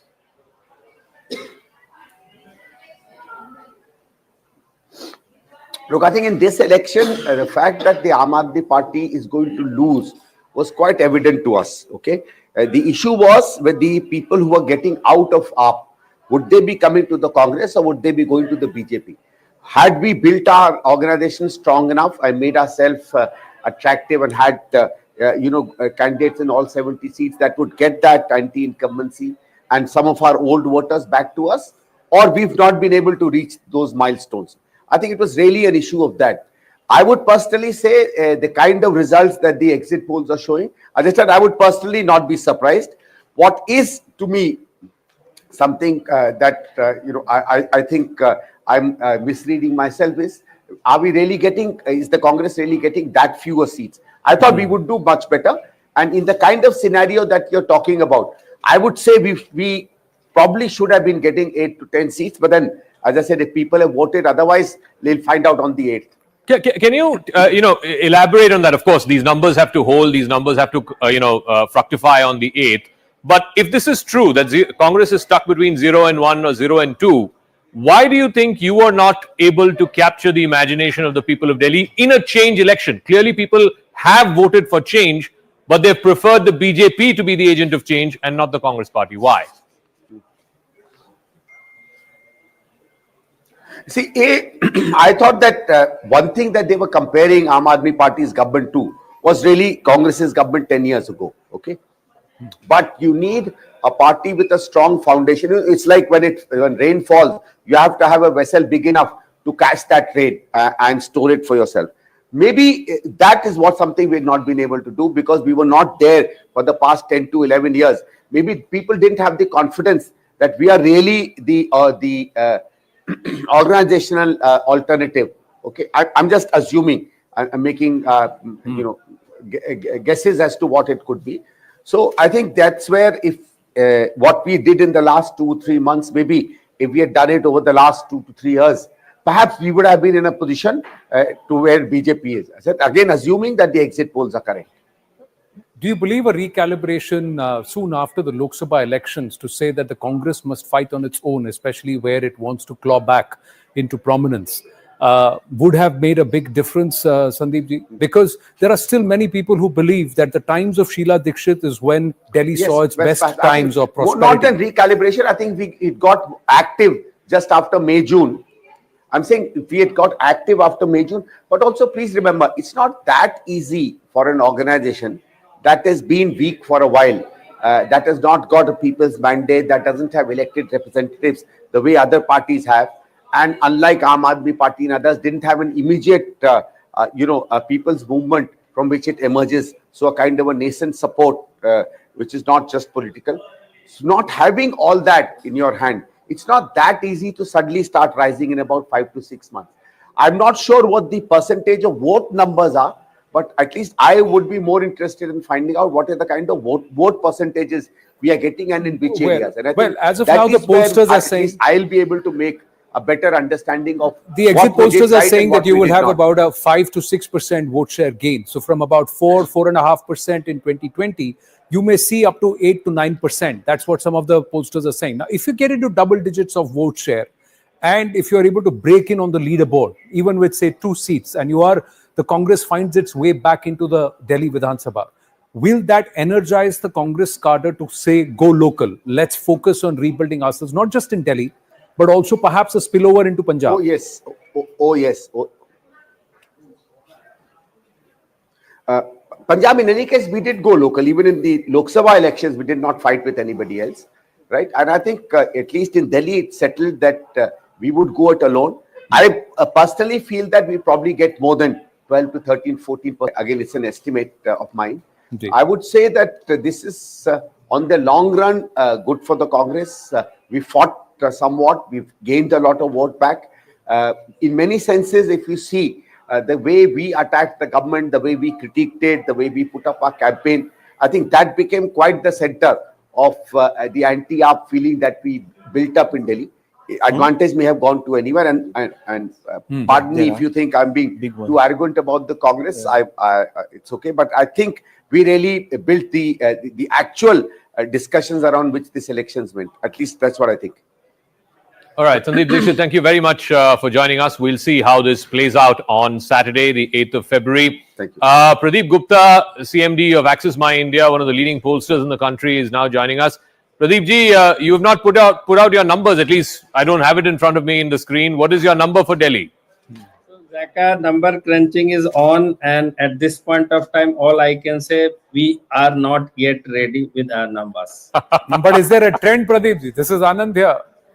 See, Anand, thank you for having me here. Trend is now, because better to give the proper number only. And then this time, all I can say, very, very interesting situation across the demography. I would say all the demography at play, meaning they are behaving differently, starting with caste, gender, of course, occupation also. In Delhi, occupation also play a vital role. Particularly, there is one side autos wala's voting pattern, reri patri wala. Also important here, the job. When I say job, the private jobs and the government jobs, central government, state government.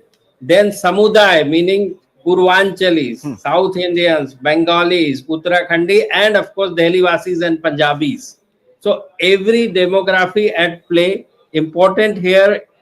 That is what we are doing. Which demography has the right representation in particular 100 vote which is being cast? Okay. This is what is going on, and if required, we will do the groundwork tomorrow also and come out with, because Access My India is known for exact poll kind of a situation. We have predicted 69 elections so far and called 63 elections. But Pradeep ji, before Rahul asks his question quickly, आपके हिसाब से prima facie मामला clear है कि फंसेगा?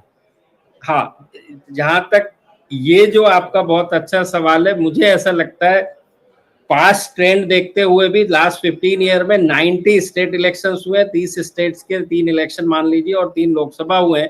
केवल 5 occasions पे ऐसा हुआ है जो कि हंग असेंबली की सिचुएशन आई है।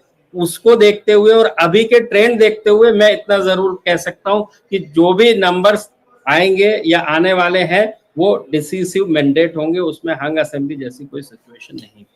Pradeep ji, mathematically, I just want to ask you, yes, it is possible, but can the AAP, now some of these polls that are showing these massive victories for BJP, are suggesting that the AAP's vote share will be around 42-43%, which is a decline of about 10%, 11%. Can that be the case if the AAP is going to be decimated and the BJP is going to sweep in the manner that it is being suggested? So, Shivsankar, I do not have, sorry, Rahul, I do not have the answer for this very question.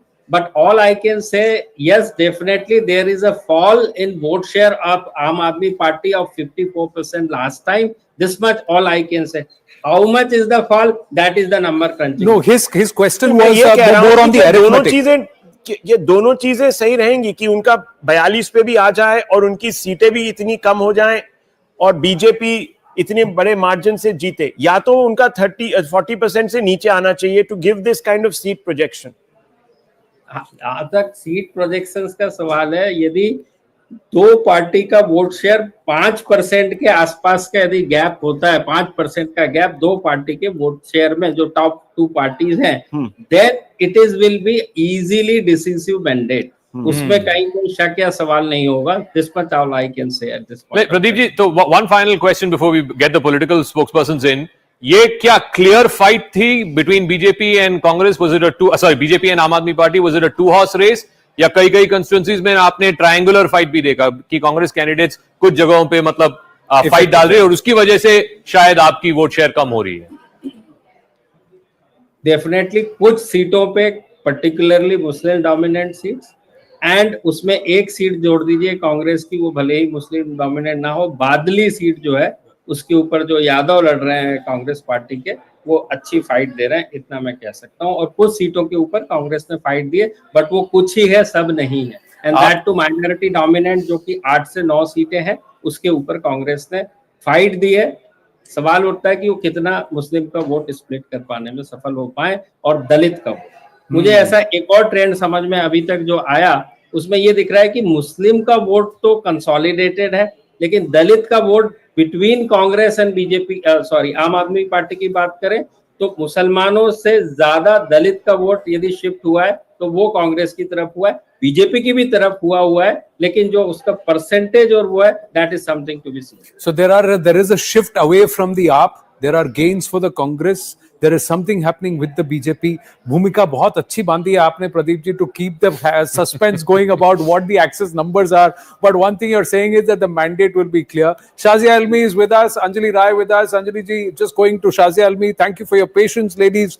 But it looks like it's a fight between the AAP and the BJP. Shazia Almi, what's the report that you're getting? आप भी तो दिल्ली की हैं, आप में थी, अब BJP में है, काफी साल से आपने मेहनत भी की है, so what are the pulse you are getting? I think there's a monumental shift in the credibility of Arvind Kejriwal. So all the governments come and go and their elections, but Kejriwal stood out, Aam Aadmi Party stood out, and it stood for something, it believed in something. And now a lot of people who voted for AAP, and he won twice, in fact, I could say 3 times, but basically twice, because first time he got the support of Congress, but a few seats. So there was people believed in him. People were looking at a different kind of politics. But you just see the kind of politics we are seeing. And I'm not talking about him being the Sultan Saab of Sheesh Mahal, but somebody who talks about, Z plus security and is not happy with even that. I'm talking about a person who CAG report talks about 2,060 crores. Now, as the same CAG, the report of which Kejriwal used and bandied around to come to power and to talk about the corruption of UPA 2 in general and Sheila Dikshit in particular. So, and whether the civic issues, you just look at water. Now, that's basic. Arvind Kejriwal, and when I was there, we talked about doing away with tanker mafia. Now it's all about tanker mafia, and Delhi Jal Nigam, which was actually doing very well and was profitable during the time of Sheila Dikshit, is under a huge debt, and there's a cloud of corruption again over there. Now you just see, when you look at even Juggi Jhopadis, they expect clean water. So the water is smelly and dirty. We know what's happened to Yamuna. We know about 7,000 crores that Kejriwal has admitted to taking for its cleaning. And same Kejriwal admitting that he's not been able to do that. So it's a huge shift. And I think Kejriwal stands totally exposed. So it's more than one thing.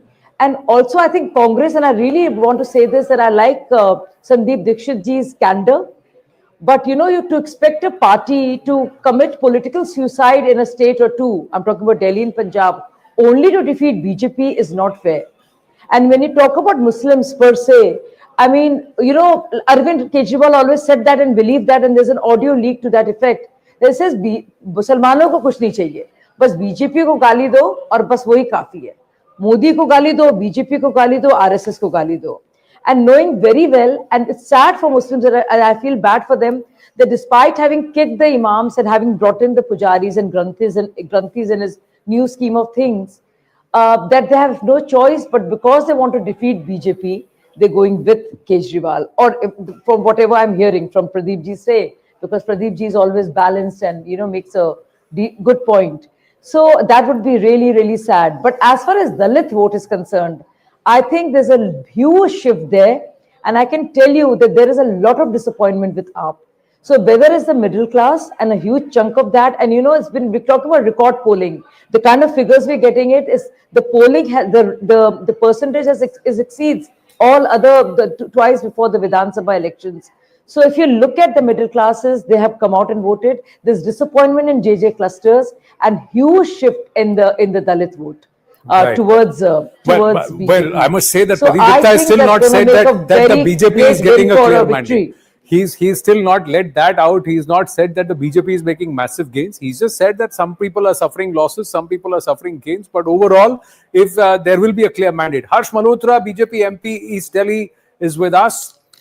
Harshji, namaste. The dust settles. The mandate has been cast in terms of the ballot has been cast. Mandate result will be on the 8th of February. Right now, the pollsters believe BJP is sweeping this election. It's taking with a very, very comfortable number. They are coming into power after 27 years in Delhi. That's what the numbers say. Your thoughts? What's the feedback that you are getting? इस बार चुनाव की campaign शुरू होते ही ये समझ में आना शुरू हो गया था कि दिल्ली की जनता सत्ता परिवर्तन के लिए वोट कर रही है. पिछले 10 साल में आम आदमी पार्टी ने, केजरीवाल साहब की सरकार ने कुछ भी दिल्ली की जनता के लिए नहीं किया, और उन्होंने ये प्रूव किया जैसे ही कैंपेन शुरू होता है. वो एक बार भी दिल्ली में उन्होंने क्या किया है इस मुद्दे पर ना आए, ना उन्होंने बोला है. तो वो खुद भी इस बात को मान गए थे कि इस बार विकास के मुद्दे पर चुनाव नहीं है. तो जब विकास ही नहीं किया, भ्रष्टाचार किया है और झूठ बोला है, तो दिल्ली की जनता ने सत्ता परिवर्तन के लिए वोट किया. और हमें भी शुरू से ही लगता था कि इस बार भारतीय जनता पार्टी पूर्ण बहुमत के साथ दिल्ली में सरकार बनाई. आपने क्या अलग किया इस बार? यानी बीजेपी ने इस बार अपने कैंपेन में क्या रणनीति अपनाई? क्या फर्क था 2020 और 2015 के बनस्पत? देखिए, रणनीति की कोई बात नहीं है. बीजेपी सीधे सच्चे तरीके से जनता के बीच में गई है, और हमने जो आम आदमी पार्टी ने दिल्ली की जनता को ठगा, केवल वही बातें उन तक पहुंचाई.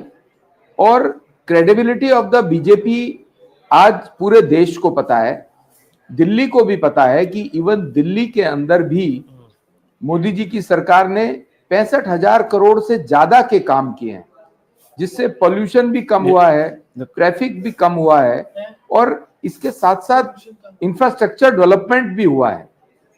दिल्ली की जनता को यह समझ में आया कि दिल्ली में वो सरकार चाहिए जो पॉजिटिव माइंडसेट के साथ दिल्ली वालों के लिए काम करेगी, और केंद्र के साथ मिलकर के केंद्र की सरकार का लाभ उठाते हुए दिल्ली की जनता को उसका लाभ देगी. ये दिल्ली की जनता को समझ में आया है. पर हर्ष जी, आप और बीजेपी मिलकर के पराली को नहीं सॉल्व कर पाए. आप और बीजेपी मिल करके यमुना को साफ नहीं कर पाए, तो बीजेपी अकेले कैसे कर पाएगी? माइंडसेट होता है किसी काम को ठीक करने का। हालांकि अब ये समय नहीं है, लेकिन मैं फिर भी आपको यमुना जी की साफ करने का 4 लाइन में बता सकता हूं जी। यमुना जी में 18 से ज्यादा बड़े नाले गिरते हैं। उसके लिए केंद्र सरकार ने दिल्ली की सरकार को 8,500 करोड़ रुपए दिए हैं। उसका स्टार्ट ही उन नालों के मुहाने पर जहां वो यमुना जी में गिरते हैं, वहां पे ट्रीटमेंट प्लांट लगाना है। अगर वो इतना ही काम कर दें, और जब ये काम एलजी साहब ने केंद्र की मदद से करना शुरू किया, तो ये साहब कोर्ट चले जाते हैं, आम आदमी पार्टी के नेता कोर्ट चले जाते हैं कि हमारा मैंडेट है, हमें करने दो, कोर्ट से स्टे ले आते हैं। तो इनका माइंडसेट ही नहीं था यमुना जी को साफ करने का।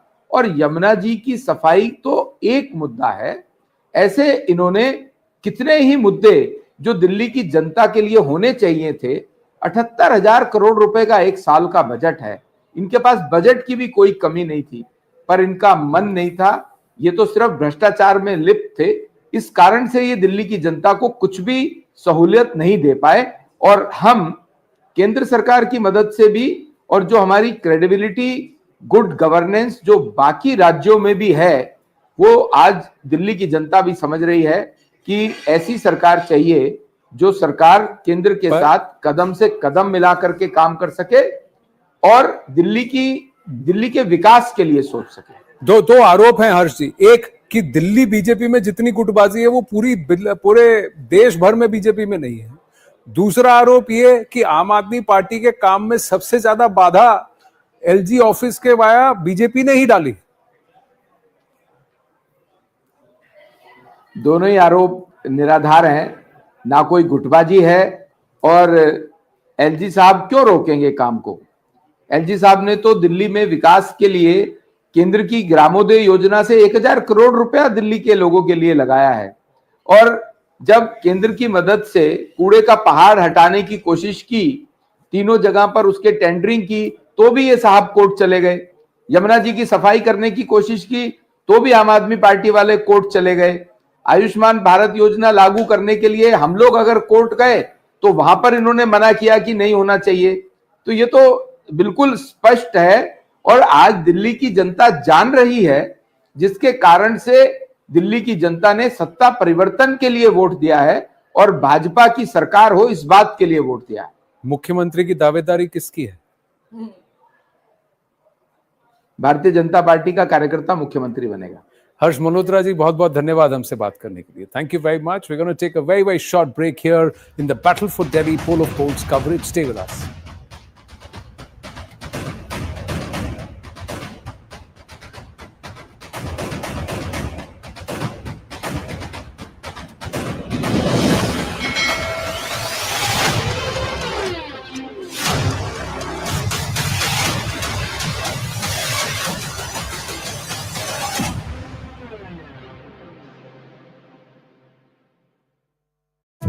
Upwards of 62.5. If it goes upwards of 67, that would be the highest voter turnout in what, 20 years in the national capital.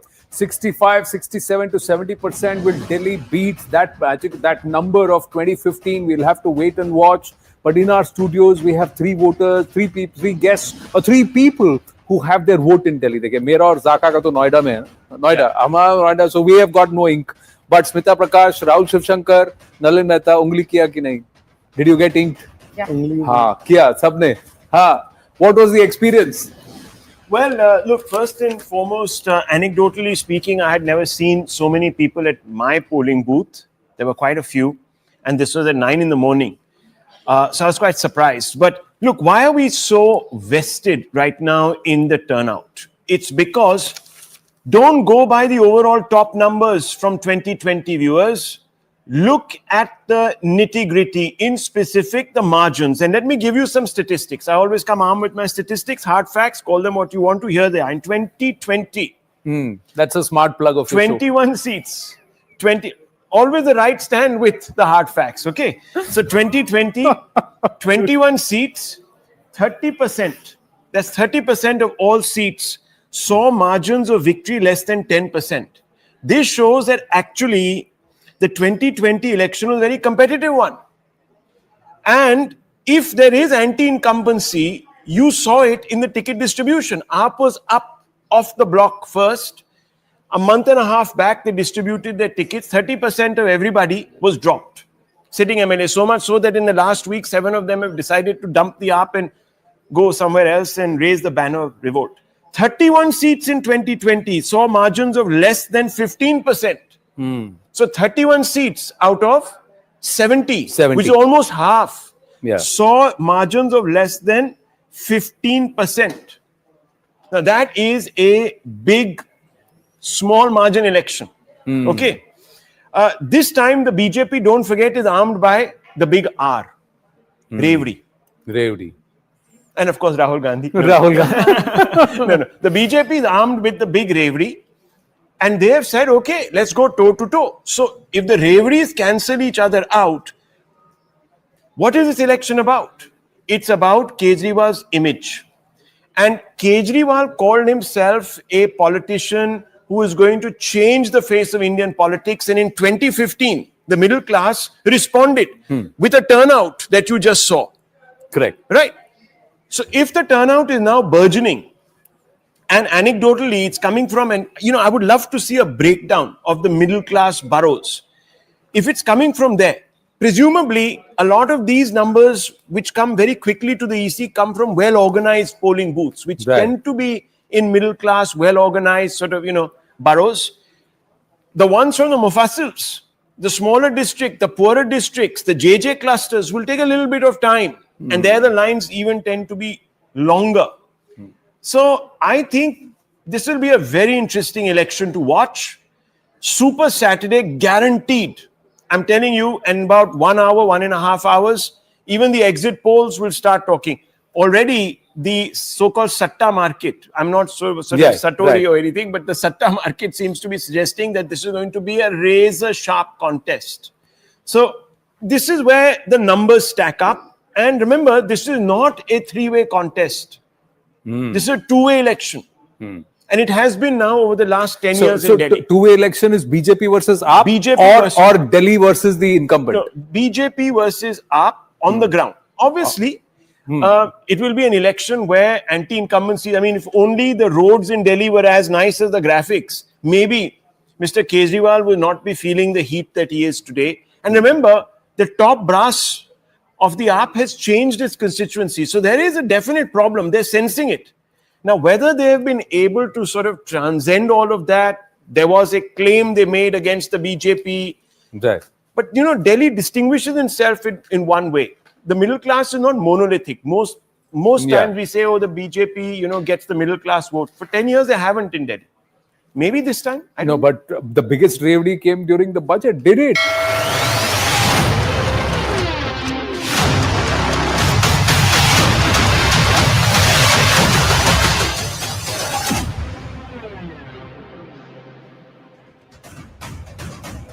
Back live in the battle for Delhi and the poll of polls, the numbers clearly favoring the challenger, that is the BJP that's been waiting for the last 27 years to get and win the mandate of the people of Delhi for Delhi's Vidhan Sabha.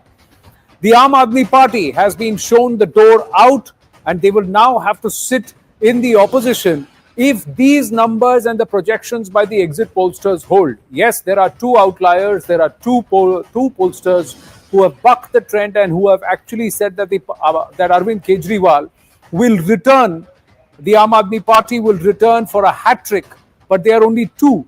The most of the others, and largely the more prominent ones like PMark, Matriz, People's Pulse, and have gone ahead and said that no, the mandate will be in favor of the BJP. The AAP will come second. Largely a two-horse race with the possibility of the Congress getting onto the leaderboard after nearly a decade with 1 or maybe 2 seats. Manoj Tiwari of the BJP is with us. Manoj Tiwari ji, namaste. जो trend दिख रहे हैं, मैं आनंद बोल रहा हूं, जिस तरह के रुझान दिख रहे हैं, क्या वो एनकरेजिंग है कि आपको लगता है कि 8 तारीख को इससे भी बेहतर मैंडेट बीजेपी को मिलेगा? मुझे लगता है कि इस एग्जिट पोल में जो कुछ दिख रहा है उससे बेहतर रिजल्ट पोल में आएगा, एग्जिट पोल से एग्जैक्ट अलग होगा हमारे पक्ष में, ऐसा हमें विश्वास लग रहा है। आनंद जी, आप पूर्व अध्यक्ष रह चुके हैं बीजेपी के दिल्ली प्रदेश में, आप यहाँ लोकसभा एमपी हैं, आप कई चुनाव भी लड़े हैं, दिल्ली को आप समझते हैं। मैं जानना चाहता हूं इस बार क्या अलग हुआ और क्यों आप इतने कॉन्फिडेंट हैं कि बीजेपी को इससे बेहतर, जितना पोलस्टर्स दिखा रहे हैं उससे बेहतर मैंडेट मिलेगा? देखिए, एक तो आम आदमी पार्टी के विरुद्ध बहुत नाराजगी है दिल्ली के लोगों में। आम आदमी पार्टी ने जिस प्रकार से दिल्ली को गंदे पानी से, एक प्रकार से कहें, लोगों की जानें ली हैं, लोगों को मौत के मुंह में ढकेला है सर। जैसी लगातार पोल्यूशन की समस्याएं, दिल्ली गैस चैम्बर बनती गई, सांसों पे आपातकाल जैसा शब्द सुनने को मिला हमें, और बुजुर्गों का पेंशन बंद करना, तमाम ऐसी चीजें थी, गरीबों का राशन कार्ड नहीं बनाना और बैड रोड्स।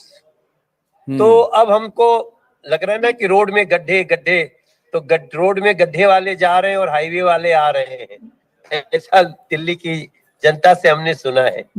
तो बहुत सारी चीजें आनंद जी, मैंने तो दिल्ली के गलियों में जाइए, हमको शर्म आ जाती है कि हम कैसे दिल्ली के लोगों को, नाले बह रहे हैं, किनारे में घर है, झुग्गी है, कोई केयर करने वाला नहीं है। तो मुझे लगता है आम आदमी पार्टी ने बहुत निराश किया है लोगों को, इसका कारण पहला। दूसरा, केंद्र ने जहां जहां उसकी चली, चाहे वो झुग्गी के लोगों को पक्का मकान देने की बात हो, बड़े बड़े Dwarka express, NH24, Akshardham express, Dehradun, ये सब प्रगति मैदान टनल, झुग्गी वालों को पक्के मकान, इससे लोगों की आशा जगी। क्योंकि एक बहुत बड़ा शेयर करूं, आम आदमी पार्टी हमेशा झुग्गियों को बोलती तुमको बीजेपी आएगी तो तोड़ देगी, और बीजेपी ने पक्का घर देना शुरू कर दिया। तो बिल्कुल ये जो डबल स्टैंडर्ड था ना, और भ्रमित करने वाला जो इमेज आम आदमी पार्टी का लोगों को दिखा, दीज आर द रीजंस जिससे बीजेपी के प्रति विश्वास बढ़ा है। जैसे बीजेपी मेट्रो बढ़ा रही है, पर इस बार आप लोगों ने भी थोड़ा स्ट्रेटेजी चेंज किया है ग्राउंड पर। क्या चेंज किया? लोकल कर दिया इलेक्शन को। आप हर नुक्कड़, हर मोहल्ले में अपना इंडिविजुअल T20 खेल रहे हैं, नेशनल लेवल का टेस्ट नहीं किया इसको। हाँ, ये भी एक बात रही कि हमारा फोकस बहुत विधानसभा के बूथ लेवल तक इस बार रहा। और जो सबसे महत्वपूर्ण बात है, हमने भी इस बार मोदी गारंटी में वेलफेयर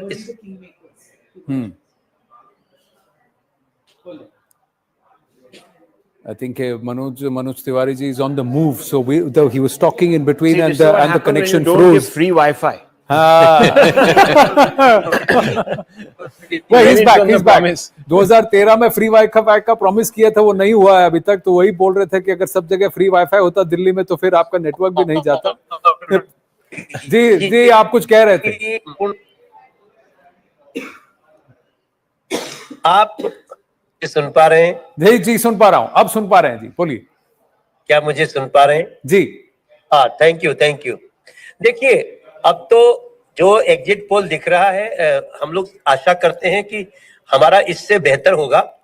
और मैं एक बात जरूर बोलूंगा कि बीजेपी अपना बेस्ट करेगी, जो भी हमारे दिल्ली के लोगों के लिए उनकी लाइफ को इम्प्रूव करने की बात है, जिसके लिए दिल्ली के लोग बहुत ही निराश हैं। पूर्वांचली साथ दिए हैं क्या सर क्षेत्र में उनका?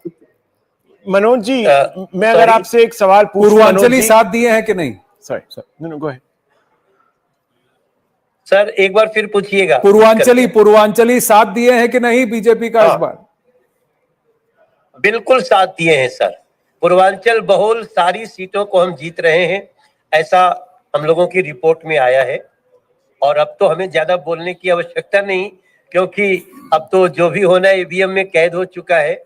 मगर पूर्वांचल के लोगों का जो तिरस्कार किया है आम आदमी पार्टी ने, उसका भी पूर्वांचल के लोगों ने उससे नाराज हो करके और भारतीय जनता पार्टी के प्रति आशा में वोट दिया है। मनोज जी, मैं राहुल शिवशंकर बोल रहा हूं। 2 सवाल आपसे पूछूंगा। एक तो कि आम आदमी पार्टी कहती रहती है कि देखिए हम कितना कर सकते थे हमें करने नहीं दिया, एलजी ऑफिस ने हमारा एक किस्म से हाथ बांध दिए। एक तो ये बात। दूसरी, वो कहते हैं कि पूरा जो इलेक्शन कमीशन है वो बीजेपी के साथ जुड़ा हुआ है, कि इससे बेकार इलेक्शन कमिश्नर कोई हुआ ही नहीं हिस्ट्री में। तो इस पे आपकी क्या टिप्पणी है, आप क्या जवाब देंगे इन पर? देखिए, चुनाव आयोग का रोना और ईवीएम का रोना तो इन लोगों का पुराना है, मगर दूसरी जो आपने बात कही, जो पहले आपने एक बात कही ना, हाँ, एलजी,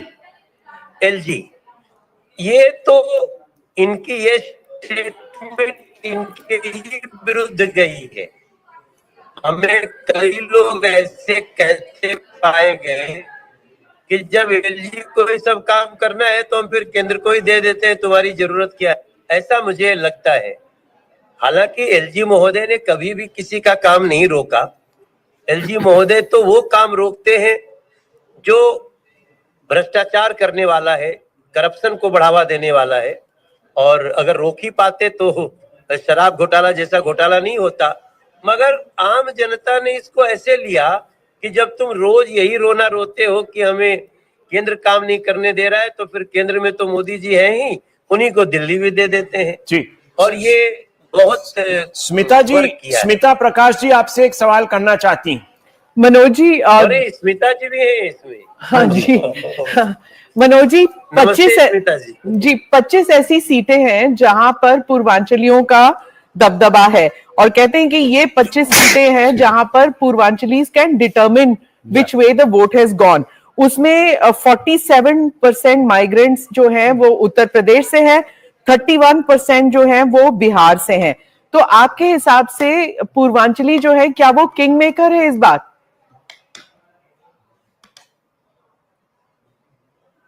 मुझे लगता है कि ये जो पूर्वांचली फैक्टर है, ये इस बार बहुत दिल से भारतीय जनता पार्टी के पास लगा है। लोगों ने ये बहुत कहने की कोशिश की कि सीट कम की है, बात कि पूर्वांचलियों को फर्जी वोटर कहा आम आदमी पार्टी ने, हमें लालची बोला गया, हमें कोविड में भारी खतरे में ढकेल दिया गया। तो आपको याद ही है, हमारे प्रति भी बहुत गाली गलौज किया है आम आदमी पार्टी ने, और किसी भी गाली गलौज के बाद इन लोगों ने कभी भी एक अफसोस भी नहीं जताया। तो इसके लिए पूर्वांचली फैक्टर पूरा इसमें बीजेपी के साथ गया है, ऐसा मैं आपको विश्वास दिलाना चाहता हूँ। आप अपने अंदाज में कहिए ना, कोई शेर व शायरी या कोई गाना उसमें कहिए ना। अभी तो 8 तारीख को मैं गाना बना रहा हूँ, 8 तारीख के लिए गाना तैयार कर रहा हूँ। मेरा दिल कहता है कि अब हमें सांसद के रूप में हम जितना काम कर सके उसके 50 गुना ज्यादा, जैसे ही हमारी सरकार बन जाएगी, हम दिल्ली के लोगों के लिए करेंगे। तो अभी तक तो हम लोगों का एक ही भाव था कि बहाने नहीं, बदलाव चाहिए, दिल्ली में भाजपा सरकार चाहिए। अगर ये हो गया तो फिर हम एक नया गीत बनाएंगे जहां दिल्ली खिलखिलाएगी, दिल्ली के लोगों की समस्या दूर की जाएगी। न्यूज 18 की तरफ से आपको शुभकामनाएं। Thank you so much, thank you so much. आगे क्या कर रहे हैं स्मिता जी? Over to you. What are you doing at ARI? I wonder that myself. So that was Manoj Tiwari who said कि देखिए दिल्ली की समस्या जाएगी, दिल्ली खिलखिलाएगी, एक विकसित दिल्ली along with a विकसित भारत, the विकसित दिल्ली, the राजधानी of विकसित Bharat. That's the vision the Prime Minister has laid out for the people of Delhi. With these exit polls and the poll of polls so far, it looks like the people of Delhi are willing to give the BJP a chance after denying it a chance for the last 27 years. 27 saal net practice, will they get to play a game, the game of a Viksit Delhi, or playing for the benefit and the interest of the people of Delhi? The results will be out on the 8th of February. As of now, it looks like the Aam Aadmi Party will be occupying the opposition benches in the Delhi Vidhan Sabha. Zakir Jacob, barring the two outliers, that is We Preside and Xenia, most of the pollsters have hinted at a big swing away from the AAP by the people of Delhi. I think it's very clear that this was a two-horse race. The Congress may have played spoil sport in a few constituencies, no doubt, but the Congress is not, any third player in Delhi, at least certainly not seat share-wise, because most polls are saying either 0-1 or 0-2. If you were to look at the BJP's sort of lower end, if you were to, exclude the we preside poll, if you were to exclude that because that's the outlier, the lowest end for the BJP is Matriz at 35, and the highest end for the BJP is People's Pulse at 60. So you're looking at a 35 to 60 kind of range for the BJP. For the Aam Aadmi Party, at the lowest end, it is what the People's Pulse poll has said at 10. That would be a total decimation. That, like Rahul said, will not happen if Aam Aadmi Party has 40% vote share. They're not going to come down to 10 seats. And at the highest end for the Aam Aadmi Party, again, if 52. You were to keep aside the We Preside poll, I think it would be 37. Which seems to be from Matriz. So I think it's very clear. Directionally, all polls, except We Preside, are saying that the BJP will win. Whether they win at 39 or 35, or whether they win at 50 plus, that's a matter of debate that we will, of course, get settled on the 8th on Saturday. You seem very, very certain. You seem very certain. I would after all that happened 6 months ago. I just feel that look, till the woman vote doesn't come in, till the so-called exact vote is not tabulated, I just want to hold my breath on this one because the woman vote is a factor. And I know anecdotally, speaking to a large number of people, they've really benefited from the free transport and the massive impact on the household budget. See, we can't use the same yardstick. In Maharashtra, the great advantage the BJP had is that it very quickly pushed out some of the emoluments very quickly. Here, you already had a bit of a history of the households getting freebies. No, they didn't. So that's what I'm trying to say. The electricity cut. No, electricity, yes, but for the women, the amount that was promised in June did not come until September. So there's no delivery that actually happened. So I'm not talking about the women, the specific schemes. I'm just talking about some of the other promises that were made. They were kept. So you suddenly had water bills, you had electricity bills come down, you had gas cylinders, this, that, the other. You could also say sort of part of the central largesse. But the fact is that there was a material difference to lives. Now, has the BJP been able to negate that in the eye of the woman voter is a question that I think is still out there. Here's the thing. The one of the things where when the BJP said that we will give you so much, the AAP went and did this entire thing, of register and you need to register. They didn't do it from a government circle. There was huge controversy around it because Atishi was making the announcement that the cabinet has passed 1,000. Arvind Kejriwal said we will give 2,100. It was 1,500. He said no, we are giving 2,100. So there was no clarity within the AAP also there that what is it that they are promising. Secondly, this entire confusion that you are making a promise which the cabinet has not ratified or cabinet has ratified but the Delhi government has not yet released is another aspect. So, and for the Delhi voter, for the women voter, the difference is it's not a 49-51 vote share in terms of men versus women. It's a 45 to 50. It's a 5% difference. 70 lakh women voters and about 81 lakh male voters. So that difference of 11 lakh voters is quite a big gap. Yeah, we have guest political spokespersons who are also joining us. Rohan Gupta is joining us from the BJP. Brajesh Karlappa is joining us from the Congress Party, and we have the AAP spokesperson also. Let me start with you, Rohan. I mean, for the first time in 27 years, and I want to add a big caveat, if these exit poll trends are correct on Saturday, then it means for the first time in 27 years, the BJP will be coming to power in Delhi. Zaka, I feel that generally I don't trust exit polls, and we have seen in past that whoever has structured exit poll, at the end of the day, something wrong has come out. But at the end of the day, what it shows is number one, the trend. Number two, the kind of anti-incumbency what I've seen against Aam Aadmi Party in Delhi was phenomenal. 10 years, people of Delhi trusted Kejriwal blindly. The kind of mandate he got was extraordinary. In the history of Indian politics, nobody has got that kind of mandate. But what happened? You did your marketing, you did your politics in name of Aam Aadmi, and then you come out with Shishman. You did your in name of corruption-free Delhi, and the biggest corruption in the history of Delhi in name of liquor scam that you do. People of Delhi will not forgive you. the trust of people of Delhi is completely betrayed by Kejriwal. Point number one. Point number two, what I feel that people of Delhi feel that because of Kejriwal, the people of Delhi are deprived of the benefits of the central government or the Modi government. Somewhere there is a feeling that अगर 10 साल पहले भाजपा के साथ जाते तो double engine का फायदा मिलता. तीसरी, people of Delhi want social security also, social benefits also, and development also. They have seen Aam Aadmi Party announcing big schemes. Maybe एक मॉडल स्कूल बना दिया, मार्केटिंग कर दिया, एक मोहल्ला क्लिनिक किया, मार्केटिंग किया, पर उसके बेनिफिट्स परकोलेट नहीं हुए. मार्केटिंग आपने किया, but benefits have not reached to the grassroots. उसके सामने मोदी गवर्नमेंट का एक ट्रैक रिकॉर्ड रहा. Whatever they have said in Haryana or in Maharashtra, they have delivered. Ladli Behna योजना इलेक्शन के पहले डिलीवर किया था. तो जनता को वो ट्रस्ट था कि मोदी जी या बीजेपी पावर में आएंगे तो जो स्कीम्स है उस पर इंपैक्ट नहीं आएगा, प्लस डेवलपमेंट का बेनिफिट मिलेगा. तीसरा, जो रोज की पॉलिटिक्स है of blaming somebody else for the failure, that needs to stop. So I think these are the three critical factors due to which I am pretty confident that it is going to be a landslide victory for BJP.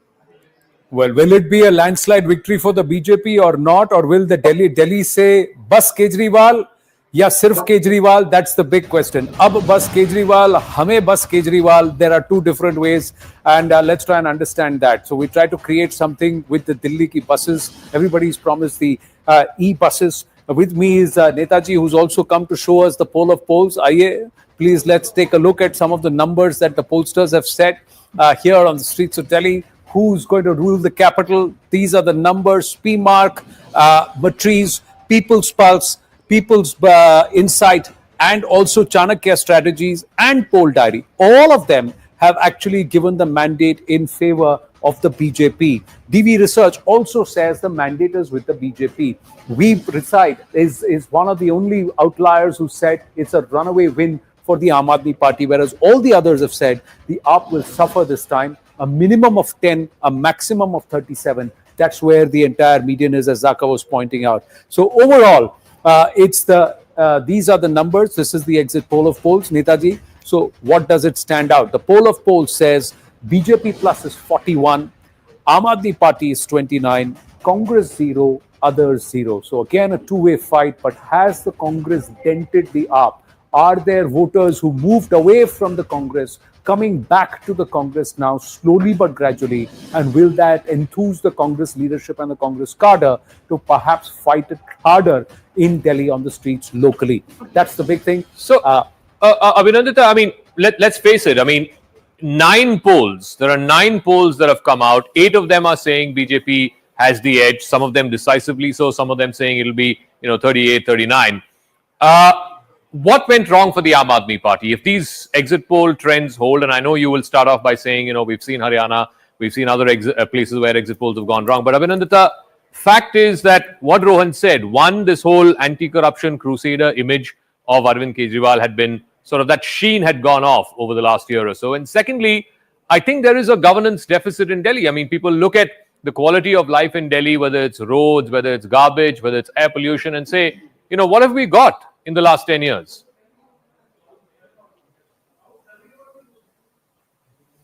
Okay, well, I will not even go as far as Haryana to say that even in the Delhi elections, the exit polls have always underplayed how the Aam Aadmi Party would do, and whether it is 2013, 15 or 20, we've actually done exceptionally better than the exit polls, even during our peak, even during our lows and everything. So I'm pretty confident that we don't have to worry about it.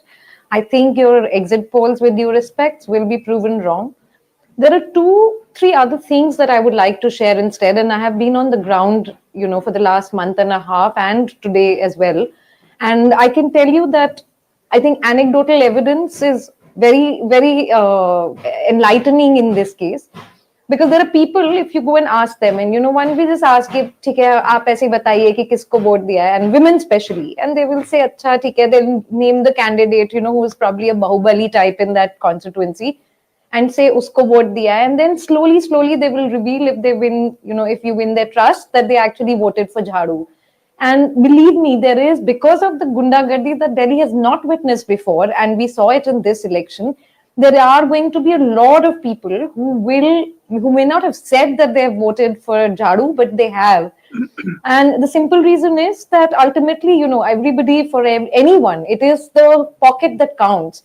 And the relief that the Aam Aadmi Party government and Arvind Kejriwal's policy has enabled people to actually, it has worked as some sort of a marham vis-a-vis the, on the wounds that the center has given in terms of inflation, joblessness, खर्चे, taxes, ये वो. So लोगों की life में बहुत सहूलियत है. And another thing is that while I don't disagree with you when you point out certain issues that Delhi is challenged with at the moment, we also must remember that whose Delhi are we talking about? There are bastis and gowns who would never have imagined that they will actually get, sewer lines. There are bastis and new settlements who would have never imagined that they'll actually get a pani ki line, and or their children will go to a respectable school, or that their fortunes will change because their child has now cleared IIT or has gotten a job or has become an entrepreneur, big thanks to all the policies and hard work of the Arvind Kejriwal government. These things are undeniable. Honestly, people like us can speculate sitting in studios, but if you actually understand what the Aam Aadmi Party has done, talk to the Aam Aadmi in Delhi and they will tell you, slowly they will reveal beyond this jingoism and hangama that, this is the work that has done. Humne itni hamare bachat hui hai, itni. Anyway, I wouldn't get into the, get into propaganda since elections are over now. The polling is over, but I must actually tell you that what I saw today on the ground, I think we will do much better than the polls suggest. Okay, and so you're suggesting the same political phenomena on how the middle class has voted for us. Okay, no, the same political phenomena which Rahul Shivshankar was alluding to, that there is a silent voter, and the Aam Aadmi Party voter, particularly women voters, could be silent. But Brajesh Kalappa, why are we seeing trends like this? I mean, again, like I said, adding all the caveats, exit polls have gone horribly wrong in the past, most recently in Haryana, but adding all of those caveats, I would be very surprised if on Saturday the directional trend of all of these polls is also wrong. I think the directional trend is that the BJP is coming to power. It's a vote for change in Delhi after 10, 12 years of Aam Aadmi Party government. People are feeling like, okay, let's move on now. Let's try another alternative. Yeah, Zakir, so it's like this, that the Delhi voter can spring some surprises, and oftentimes does, because you'll see that when they voted for the Aam Aadmi Party, actually it was nobody knew that kind of support would be there when they first voted soon after Sheilaji. And again, I think there, I have been working extensively in Delhi. I've lived in Delhi, and for this reason, I can tell that there is change in the air. Which side that change is going to move, I can't tell. But there certainly seems to be some change in the air. And, the point is that I think people at some level have come to realize that, look, this is the national capital. And, we can't be afflicted by so many difficulties, whether it is air pollution, whether it is a lack of infrastructure, whether it is other issues. I think the people have, kind of moved beyond the fact that, of course, the Aam Aadmi Party has done fairly well in regard to, the schools and the electricity and of course, the Bijli, Sadak, Pani, so on and so forth. But Sadak, like I said, is an issue. But for this reason, I think there is a very strong nostalgia for Mrs. Dikshit and for her kind of governance and the kind of vibrancy that she brought, whether not just in terms of infrastructure development, but also you would have these beautiful, great artists coming to the parks to play. It was a all-rounded 360-degree kind of development in Delhi, and I think people are very strongly missing it. So this is something which I could observe, and I honestly feel that there is some change in the air as far as Delhi is concerned. But do you believe that the Congress came too late to the party, woke up too late, Brajesh Kalappa? Should they not have woken up soon after June 2024 if they smelt that there could be a reason for change in the minds of the people of Delhi? No, I'm not in a position to comment about whether the Congress party woke up late and didn't do the right things or did the right things. But I can tell you that the Congress party is certainly going to spring a couple of surprises. Do you believe an AAP's defeat will help the Congress party perhaps claw back? No, effectively, you must understand, Anand, that the voter is common between the AAP and the Congress party. The voter has a similar kind of profile. And I think if the Congress benefits, then the AAP kind of goes down, or if the AAP benefits, the Congress party goes down. So, and if both eat into each other's vote share, what you're predicating is probably correct, that the BJP might win. If I could just come back to the Aam Aadmi Party spokesperson, the caveat, of course, being that we still don't know where the women have voted, and one can imagine that that will remain the big mystery. I just want to ask you, if these election results hold, or if they don't go according to your expectation, will you accept the result? Because the Aam Aadmi Party has been questioning the role of the election commissioner, been questioning the role of other external agencies. So I just want to ask you, would you accept this verdict, or are we going to see a sort of prolonged rejection of the mandate through questioning the offices of the election commissioner, or even perhaps the central government? Yeah, without much thought, I would say, of course, we will accept the, whatever the mandate is. There is no question about this. But having said that, I think not only me or not only the Aam Aadmi Party, it is for everyone to see how the current regime has been misusing agencies, one after another, whether it is ED, CBI, Election Commission, and so many other, unprecedented kind of misuse has happened so much that even if you go and take a poll, people have genuinely lost faith in these agencies. It's very, very tragic. I think more serious than this, I would think, and this is outside of the debate of whether Aam Aadmi Party will win or BJP will win. Like I said, now it is time for us to relax and wait for the 8th. But I think a more serious question, and it's worthwhile for you as well to focus on, on this as a dedicated program, that have the Sarkari agencies lost merit or credibility in the current regime. It is for good reason that that people of Delhi don't even take such things seriously anymore. Don't take allegations seriously anymore, because it's vendetta and it's very targeted. Well, I think it's, again, I'm saying that it's not about the Aam Aadmi Party or another but party. It's really about the country and where we are heading. Okay, and where we are heading. So I answered your question. We will obviously accept just a quick follow-up. It's the same mechanism. Just a quick follow-up on this. I just wanted to ask you. But the serious question is, have these agencies lost credibility? Okay, fair enough. We'll of course look at that, etc. And no one wants to dismiss anyone's point of view. I'll take it on board. I just want to ask you a question, ma'am.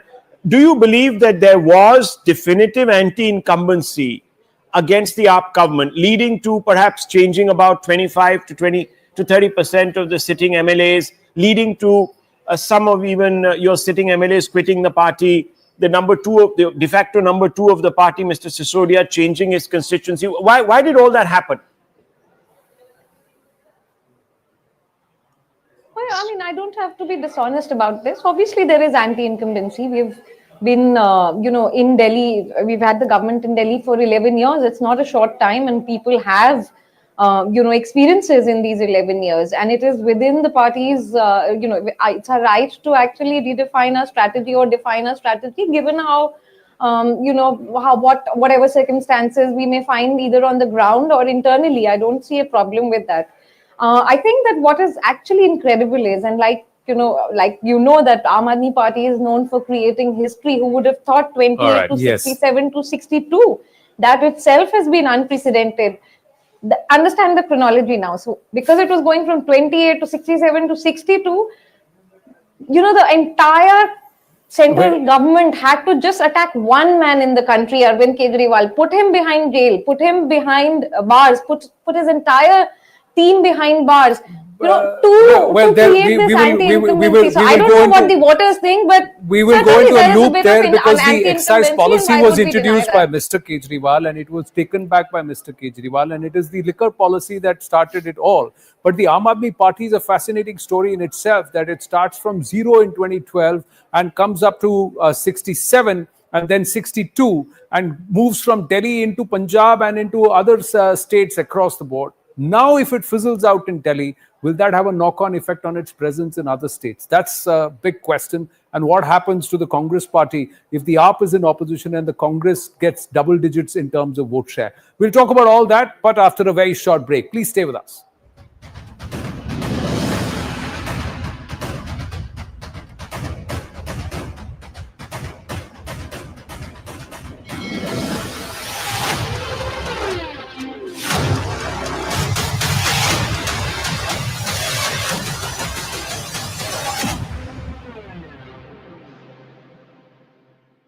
Co-powered by Pallavi Ghosh, Arunima, Aman also with us. Aman is joining us from the newsroom in a bit. But first, Pallavi and Arunima, you put in the hard yards. Did you find the time to go and cast your ballot also?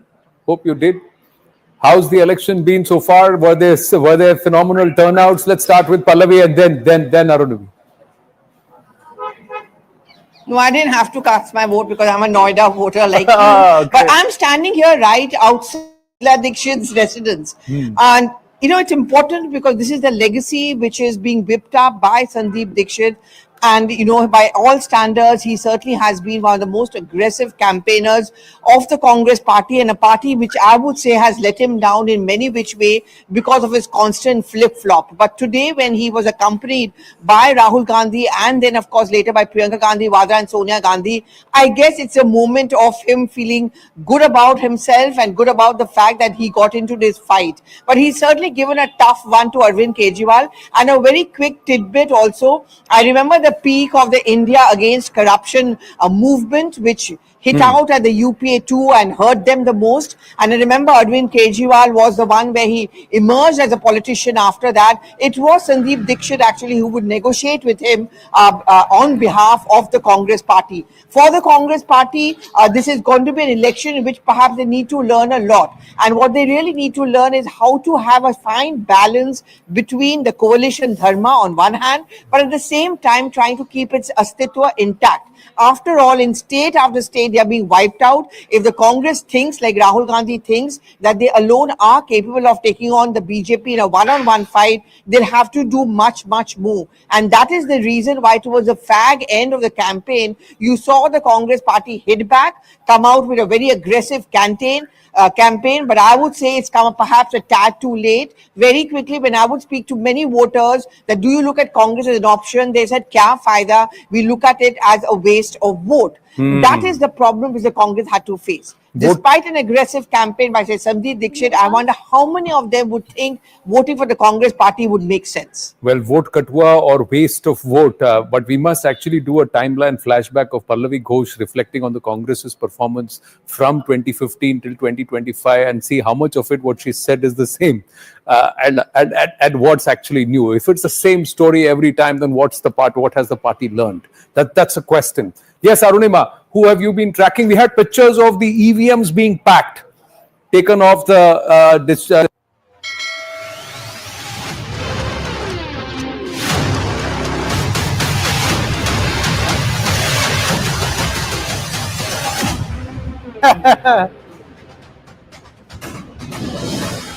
हमें बस केजरीवाल, अब बस Kejriwal. What is going to happen with Delhi? The battle for Delhi. Let's understand. Netaji is with me. आ जाइए sir और हमें बताइए कि दिल्ली के दिल में क्या है. सारे नेता, they've all pitched for the mandate of the Delhi voter. What do the numbers show? The numbers very clearly show that the BJP plus is coming to power as per the exit poll of polls. The Aam Aadmi Party is going to be benched in the opposition. That's what Delhi has decided. They are not happy with Mr. Arvind Kejriwal. Netaji, thank you very, very much. Or are you going to show me another graphic? Oh, multipoll bhi dikha rahe hain. Very good. Let's have a look at the multipoll. The multipolls, this is what the mandate has been given by most of the exit pollsters. Surprisingly, they don't show a 5 to 6% difference in vote share between the AAP and the BJP. We look at the vote shares also in a bit with Zaka, but the seat share difference is quite vast. There is a big difference of at least 15 to 20 seats between the AAP and the BJP if you look at the higher and the lower median. So take a look at PMark. PMark says lowest median for AAP is 21, the highest is BJP plus is 49. So clearly more than 27 seats, 28 seats difference for PMark. But the vote share difference is not more than, the difference is not 5%. So then how is that possible is a question that comes to mind. So could these numbers hold, or will there be a difference, or will the vote shares be different? So there has got to be some clarity there. Netaji, thank you very much. But the mandate clearly, the directionally, except for we preside, thank you very much. आपका बोल. अब ये कौन से नेता हैं, कहाँ जाके बैठेंगे, we'll know on result day. What is in the briefcase of that Netaji? The mandate is in the briefcase, and sir. tell me, I want to ask you a question. Mandate is in the briefcase. The mandate. What is in that briefcase, number one? And number two, how are those roads so immaculate? I mean, they're like my cheeks. Well, no, not yours. Yours are still rough and shoddy like some of the roads in Delhi. But Zaka Jacob, the vote shares. Unless you're a film actor from the 70s, Rahul, I think let's save the conversation about the cheeks make fun of for later. someone else's cheeks, it becomes a controversy. But I want to go to a point which I think the AAP spokesperson was making, and I want to ask our panelists here. Notwithstanding all of this, agencies are stifling us and we're not being allowed to do our work, and LG's office is, putting all kinds of obstacles in our way, so on and so forth. Isn't there a average Delhi voter who's looking at all of this bickering, Smita Prakash, over the last 5 years and saying, fine, given there's so much fighting happening between AAP and BJP, no work is getting done, we may as well give one party, the same party, power at both the center and the state, and let's see if that makes a difference. It's quite possible what you're saying, Zaka, is that out of sheer frustration of having fallen between the cracks, this bickering continuously that keeps happening between the center and state, till for some time, which the Aam Aadmi Party spokesperson was saying that, look, everybody was in jail, this is so unfair. Okay, even if you grant that, the voter after a while says that, abhi kitna sympathy de? हमको अपना काम करना है ना, garbage हटाना है, that mounds of garbage which is there, the hill of garbage which is there, वो तो हटेगा, sewage जो आ रहा है वो कौन उठाएगा? Okay, ठीक है, your person is in jail, BJP is very nasty, but somebody has to solve my problems. It doesn't happen, right? In Maharashtra, what happened? Uddhav Thackeray got, once he won because of the sympathy factor. The second time around, people said, अच्छा यार हो गया, तुमको sympathy में एक बार vote दे दिया, बार बार कैसे देंगे? हमारा काम भी तो होना चाहिए. So ultimately, it comes to that, like somebody was talking about the Dalit vote. You're talking about, there are 12 reserved constituencies. There's the Ravidasiyas, the sanitation workers who live in Valmiki Basti. Somebody, if Mr. Kalappa saying that I have worked in Delhi, gone to Delhi, there is change in the air, it's not so bad or whatever. Change in the air, just go and smell the foul air out there. You cannot, it is so filthy out there. You cannot walk without stepping into poop. I'm sorry to use the language, but you just can't. It is so filthy. So how long is that sanitation worker supposed to vote for a party out of sympathy? Uski sympathy bhi to honi chahiye na. Somebody should feel sympathetic towards his state of mind, his state of life. How long can they live like that in that subhuman condition? Somebody has to change it. I want to get Chetan also. Chetan, I came to Delhi 22 years ago, right? And at that time, nobody went to Gurgaon. I mean, you didn't go to Gurgaon after 6 p.m. in the evening. Same with Noida. I don't think people even, ventured into Noida 20, 25 years ago. But now, look at Gurgaon, look at Noida and compare that with Delhi. And people, voters of Delhi are saying, boss, if those satellite towns can come up the way they have in the last 20 years, why isn't the national capital better than that? Okay, Zaka, now I'm from Delhi, so that puts me on the defensive, and Delhi is still Delhi. Okay, Noida, Gurgaon, keep trying. Okay, that's okay. That's fine. 80 crore apartments.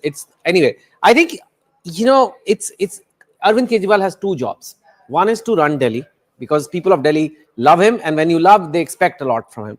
But he also has another job to grow up into a national party, and for that he needs to keep attacking the BJP.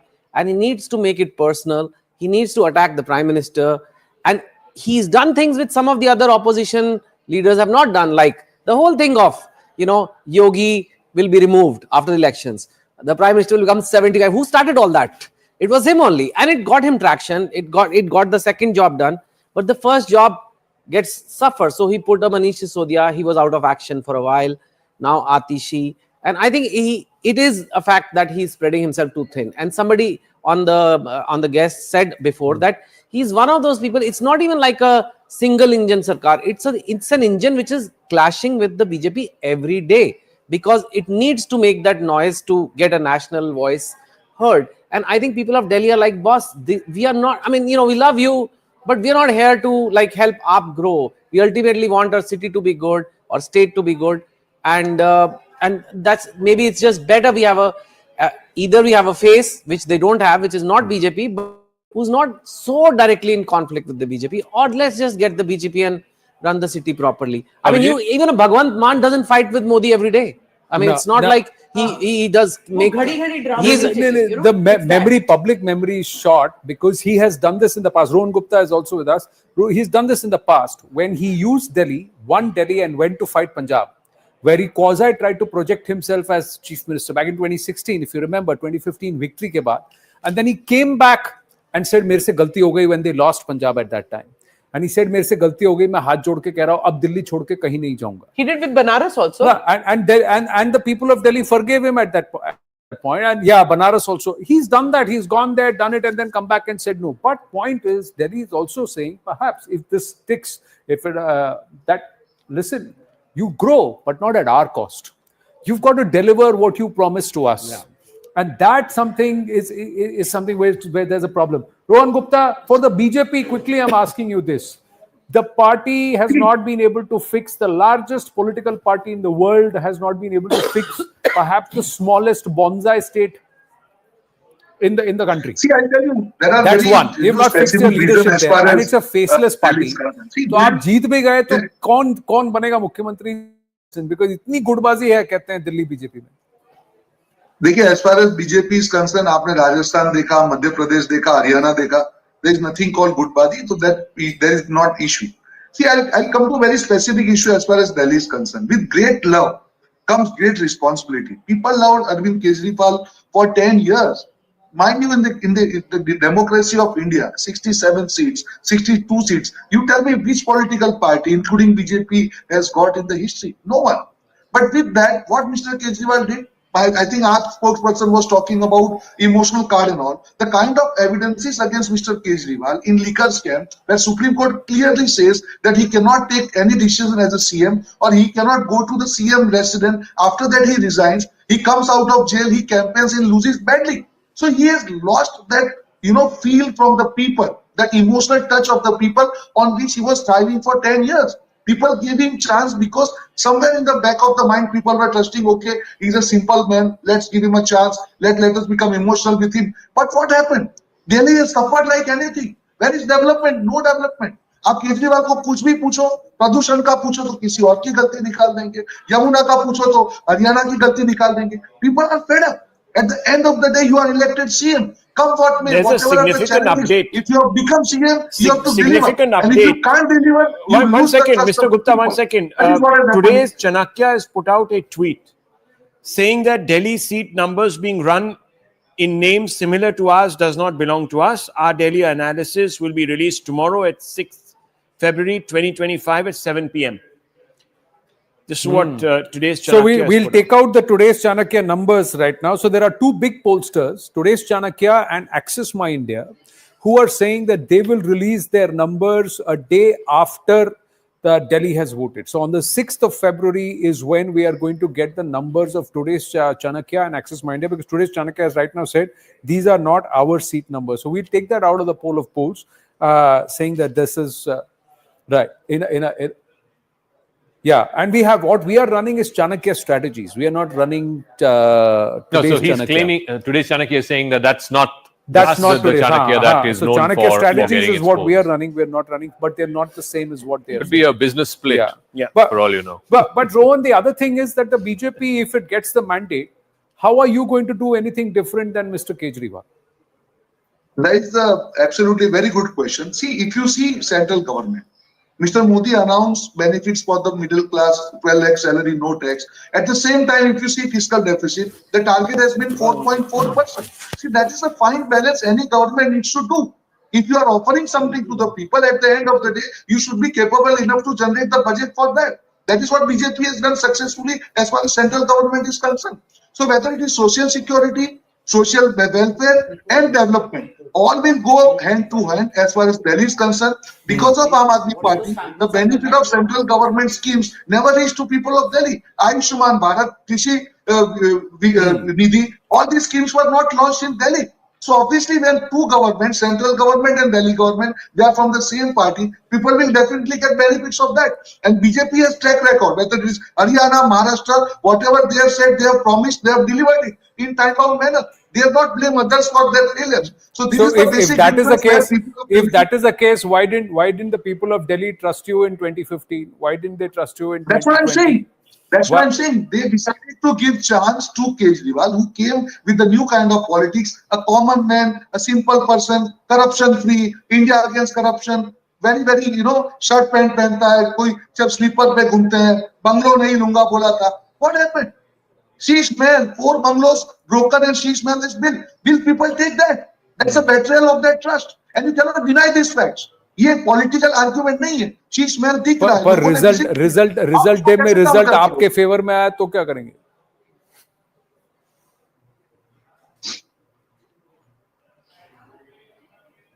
Rohan Gupta, are you there?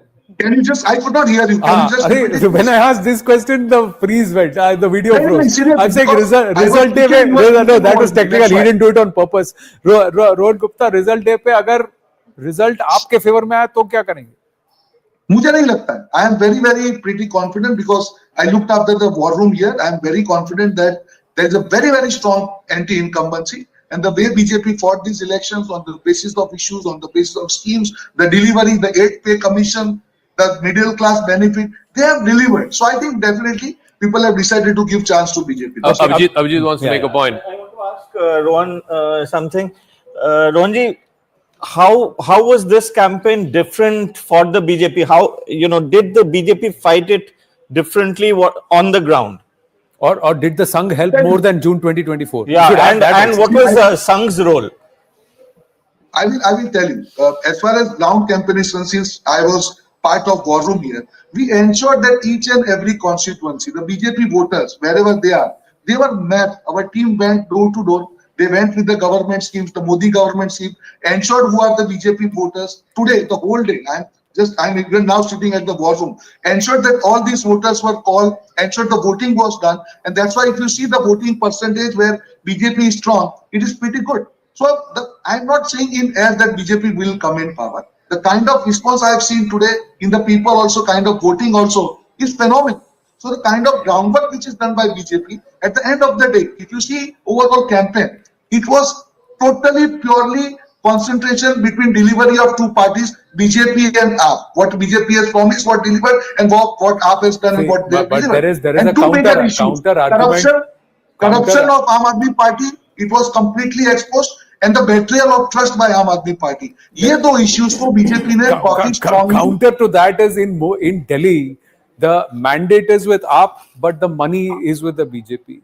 The policy making is the Aam Aadmi Party, but the implementation is controlled, or administrative control is with the BJP via the center or via the LG's office. That's the perception, and that's the allegation.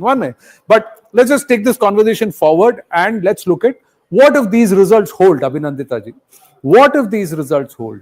What does that mean for the AAP? Does that then put pressure on the AAP to defend Punjab? Does that then put pressure on the AAP to stay relevant in national politics? And does that mean that just like in the last decade you zoomed up to become a national party from a non-entity, could you also face perhaps political oblivion? Not at all. There is no stopping us. I mean, like I said earlier, that they tried everything. Imagine our entire leadership was in jail for more than 6 months at one time. For 6 months, the entire leadership was missing, and still we survived. They're giving us like one hard blow after another. We survive it. So nobody should worry about the existence and the future of the Aam Aadmi Party. You look at us now after a very hard election. I'm still smiling, and the BJP spokesperson is really tensed. This only shows that perhaps they're not very proud of what they do, but we have impacted lives. We are, on the ground standing with the people. It is the BJP who brought in the LG. It is the BJP who got an ordinance after the Aam Aadmi Party government and the Delhi government representing the people of Delhi won the court case in the Supreme Court. So this is the BJP, and after all the power that they have, all the might, all the badmashi that they do, उस सब के बाद भी रो रहे हैं, परेशान घूम रहे हैं. मतलब it's very, I was actually very amused right now, because if you just want to poke a BJP person, just say Kejriwal, and then they will go on a illogical kind of banter and act. It's very amusing. What I'm trying to say is that nobody should worry about the Aam Aadmi Party. We've already started expanding in other states. Firstly, Delhi is not going anywhere. Number two, anyway we are expanding in other states. We are merely 10-11 साल की party है. इतने सारे challenges के बावजूद भी हम लोग यहाँ टिके रहते हैं, लड़े रहते हैं. आप कोई ये नहीं बोल सकते कि अरे they've switched off their camera. We are here. Aam Aadmi Party is here. We are the future. We are here to stay. We are very serious about what we are doing. These are very serious people. Manish Sisodia, I worked with him when he was the education minister. He would wake up at 5 every morning and visit schools, and that is how the impact happened. Monitored those classroom constructions or whatever it may be. These are people who have stood on the ground amongst the people. And I'll tell you, because everybody was sharing about their Delhi relationship. My family has lived here. I'm the 14th generation in Delhi. And we cannot be more grateful that there is something like the Aam Aadmi Party that is taking care of the poor, that is talking about education, that's actually talking about real nation building. Please do not worry. Aam Aadmi Party is only going to thrive and give a lot of I want to get closing comments very quickly from everyone here on the table. If these results hold, capital I, capital F, on the 8th of February, this Saturday, what will be the fallout of it, Rahul Shivshankar? Well, first things first, of course, there will be big question marks asked about the Aam Aadmi Party and its leadership. That's the first thing. Second, of course, there will be an impact on the India bloc itself. But more importantly, I think for the BJP, this would mark the most successful post-general election period for the BJP for the first time. They would not have won so many state elections back to back with such overwhelming numbers in some of the biggest states. So I think this has not happened to the BJP earlier. And what does that do for the larger narrative? Parvesh Verma joins us for more on this. Let me come across to you, Mr. Verma. How certain are you, Verma ji, कि आपकी ये जो exit polls में जो रुझान है ये बदलेंगे नहीं? They will not change. See, one thing I have noticed in my campaign that people wanted change and they voted for change. तो जब मैं उनसे बात करता था तो उनके मन में ये था कि अभी हमको कोई झगड़े वाली सरकार नहीं चाहिए, कोई भी कारण बताने वाली सरकार नहीं चाहिए. एक ऐसी सरकार चाहिए जो दिल्ली में डेवलपमेंट करे. आपने देखा होगा 2 महीने से दिल्ली में जो भी कैंपेन चला उसमें एक ही वर्ड मिसिंग था, वो था कि हमारा डेवलपमेंट कैसे होगा. बाकी सारे झगड़े हुए, बाकी सारे एलिगेशंस लगे, मगर कोई भी डेवलपमेंट की बात नहीं हो रही थी. तो जो सरकार यहाँ पे 11 साल से रही उसको ये दिखाना था कि उसने 11 साल में क्या काम किया. उसने कोई पिक्चर नहीं दिखाई, कोई वीडियो नहीं दिखाया, कोई भी ग्राउंड पे नहीं दिखाया कि उन्होंने कौन से हॉस्पिटल बनाए, कौन से कॉलेज बनाए, कौन सी यूनिवर्सिटी बनाई, क्या किया. वो आगे की प्रॉमिसेस को ही करते रहे. तो अभी दिल्ली के लोगों को प्रॉमिसेस नहीं चाहिए, उनको रियल टाइम डेवलपमेंट चाहिए. तो अगर इतनी नाराजगी है केजरीवाल साहब के खिलाफ और उनकी पार्टी के खिलाफ, क्या आप अपना चुनाव जीत रहे हैं? ये तो अरविंद केजरीवाल को ही पता है कि वो हार रहे हैं. नहीं, आप बताइए. वो उनसे जब बात करेंगे हम बात करेंगे, मगर मैं आपसे पूछना चाहता हूं, अगर आप इतने कॉन्फिडेंट हैं कि देखिए हमने जो बात कहनी थी वो हमारी बात सुनी, the people have accepted that no one else has done any work, then you should be winning this election against Mr. Kejriwal. I am winning 1000%. 1000%. That's a massive big claim. 1000%. Sir, where is this vote coming from? See, this is where now you're also making one allegation like Kejriwal ji. No, I'm not. I'm actually saying this because the AAP says the woman voter is not with you. They are a silent voter. They're not telling the pollsters. I'm only asking you cephalogically कि कौन से वर्ग, which section of society is supporting you? Is it across the board? Is it a particular strain and strata of society? We have 123 booths in this assembly, and which has अपना झुग्गी ward, which has Dhobi Ghat ward, which has all posh colony ward, which has all अपना government employees ward. So you will see on it that we will win all booths. So you're confident in your Namaste, this is Anand Narasimhan here. You're confident, Pravesh Verma ji, that you will win your constituency handsomely. That means you are then the giant killer. Does that make you a Prabal Davedar for the Mukhyamantri pad then? If you're able to achieve that, because you didn't fight the Lok Sabha, you're fighting the MLA election, you're fighting against a former chief minister, you're the son of a former chief minister, and the third candidate in your constituency is also the son of a former chief minister. So that's the New Delhi, that's the big ticket seat. देखिए, मैं केवल एक ऐसे आदमी को हराना चाहता था जिसने दिल्ली के साथ में चीट किया. मेरा केवल इतना ही एम था और वो मैं करूंगा. उसके बाद में पार्टी डिसाइड करेगी कि कौन पीएम होगा. 2020 और 25 में ये फर्क क्यों है? ये कॉन्फिडेंस बीजेपी में क्यों आया, या फिर आपसे कॉन्फिडेंस हटा क्यों?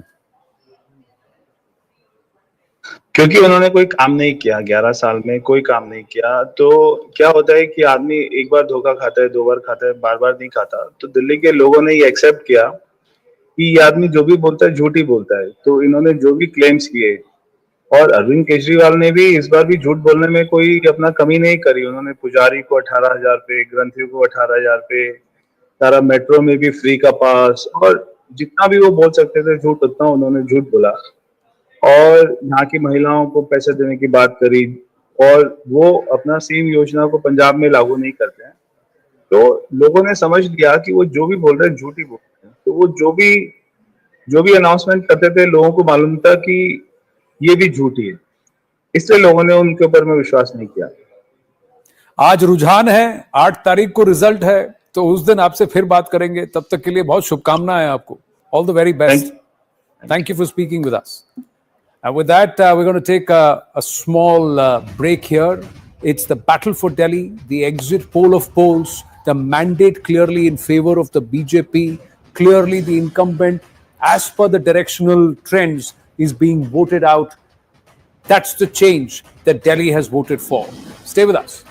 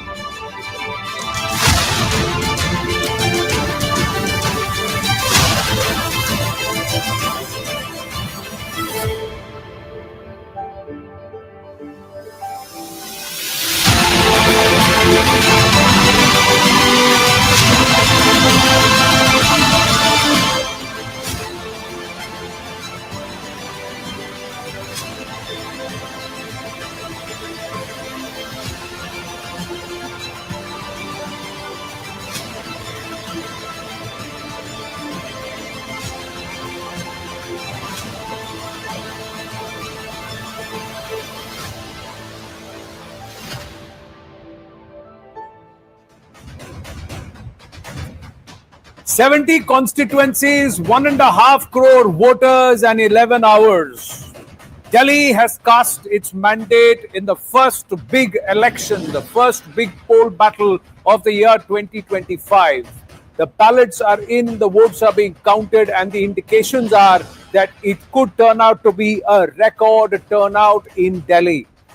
57.7% by about 5 p.m. This high-octane battle revolving around issues like the Sheesh Mahal, freebies, Yamuna, poisoned claims, and the counterclaims, Rohingya and the illegal Bangladeshi influx. Fierce triangular fight as was made out to be, or is it just a two-way fight? Is the Congress going to break back into the leaderboard with respect to the Delhi Vidhan Sabha?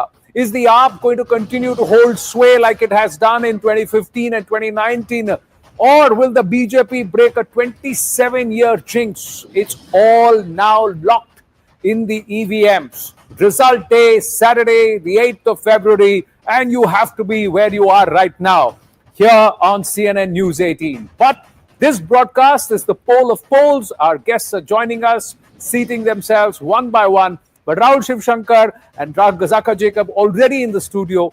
Smita Prakash, Nalin Mehta will be joining us. But first, let's just signpost some key important aspects that we need to watch out for. 70 seats, voting coming to a close. Aam Aadmi Party playing defense in 62 out of those 70 seats. They had 67 in 2015. Now, will Arvind Kejriwal's Yamuna poison come back to hurt him? Will 3 successive Lok Sabha sweeps by the BJP result in something, perhaps the seat of Delhi at the state level, at the local level this time?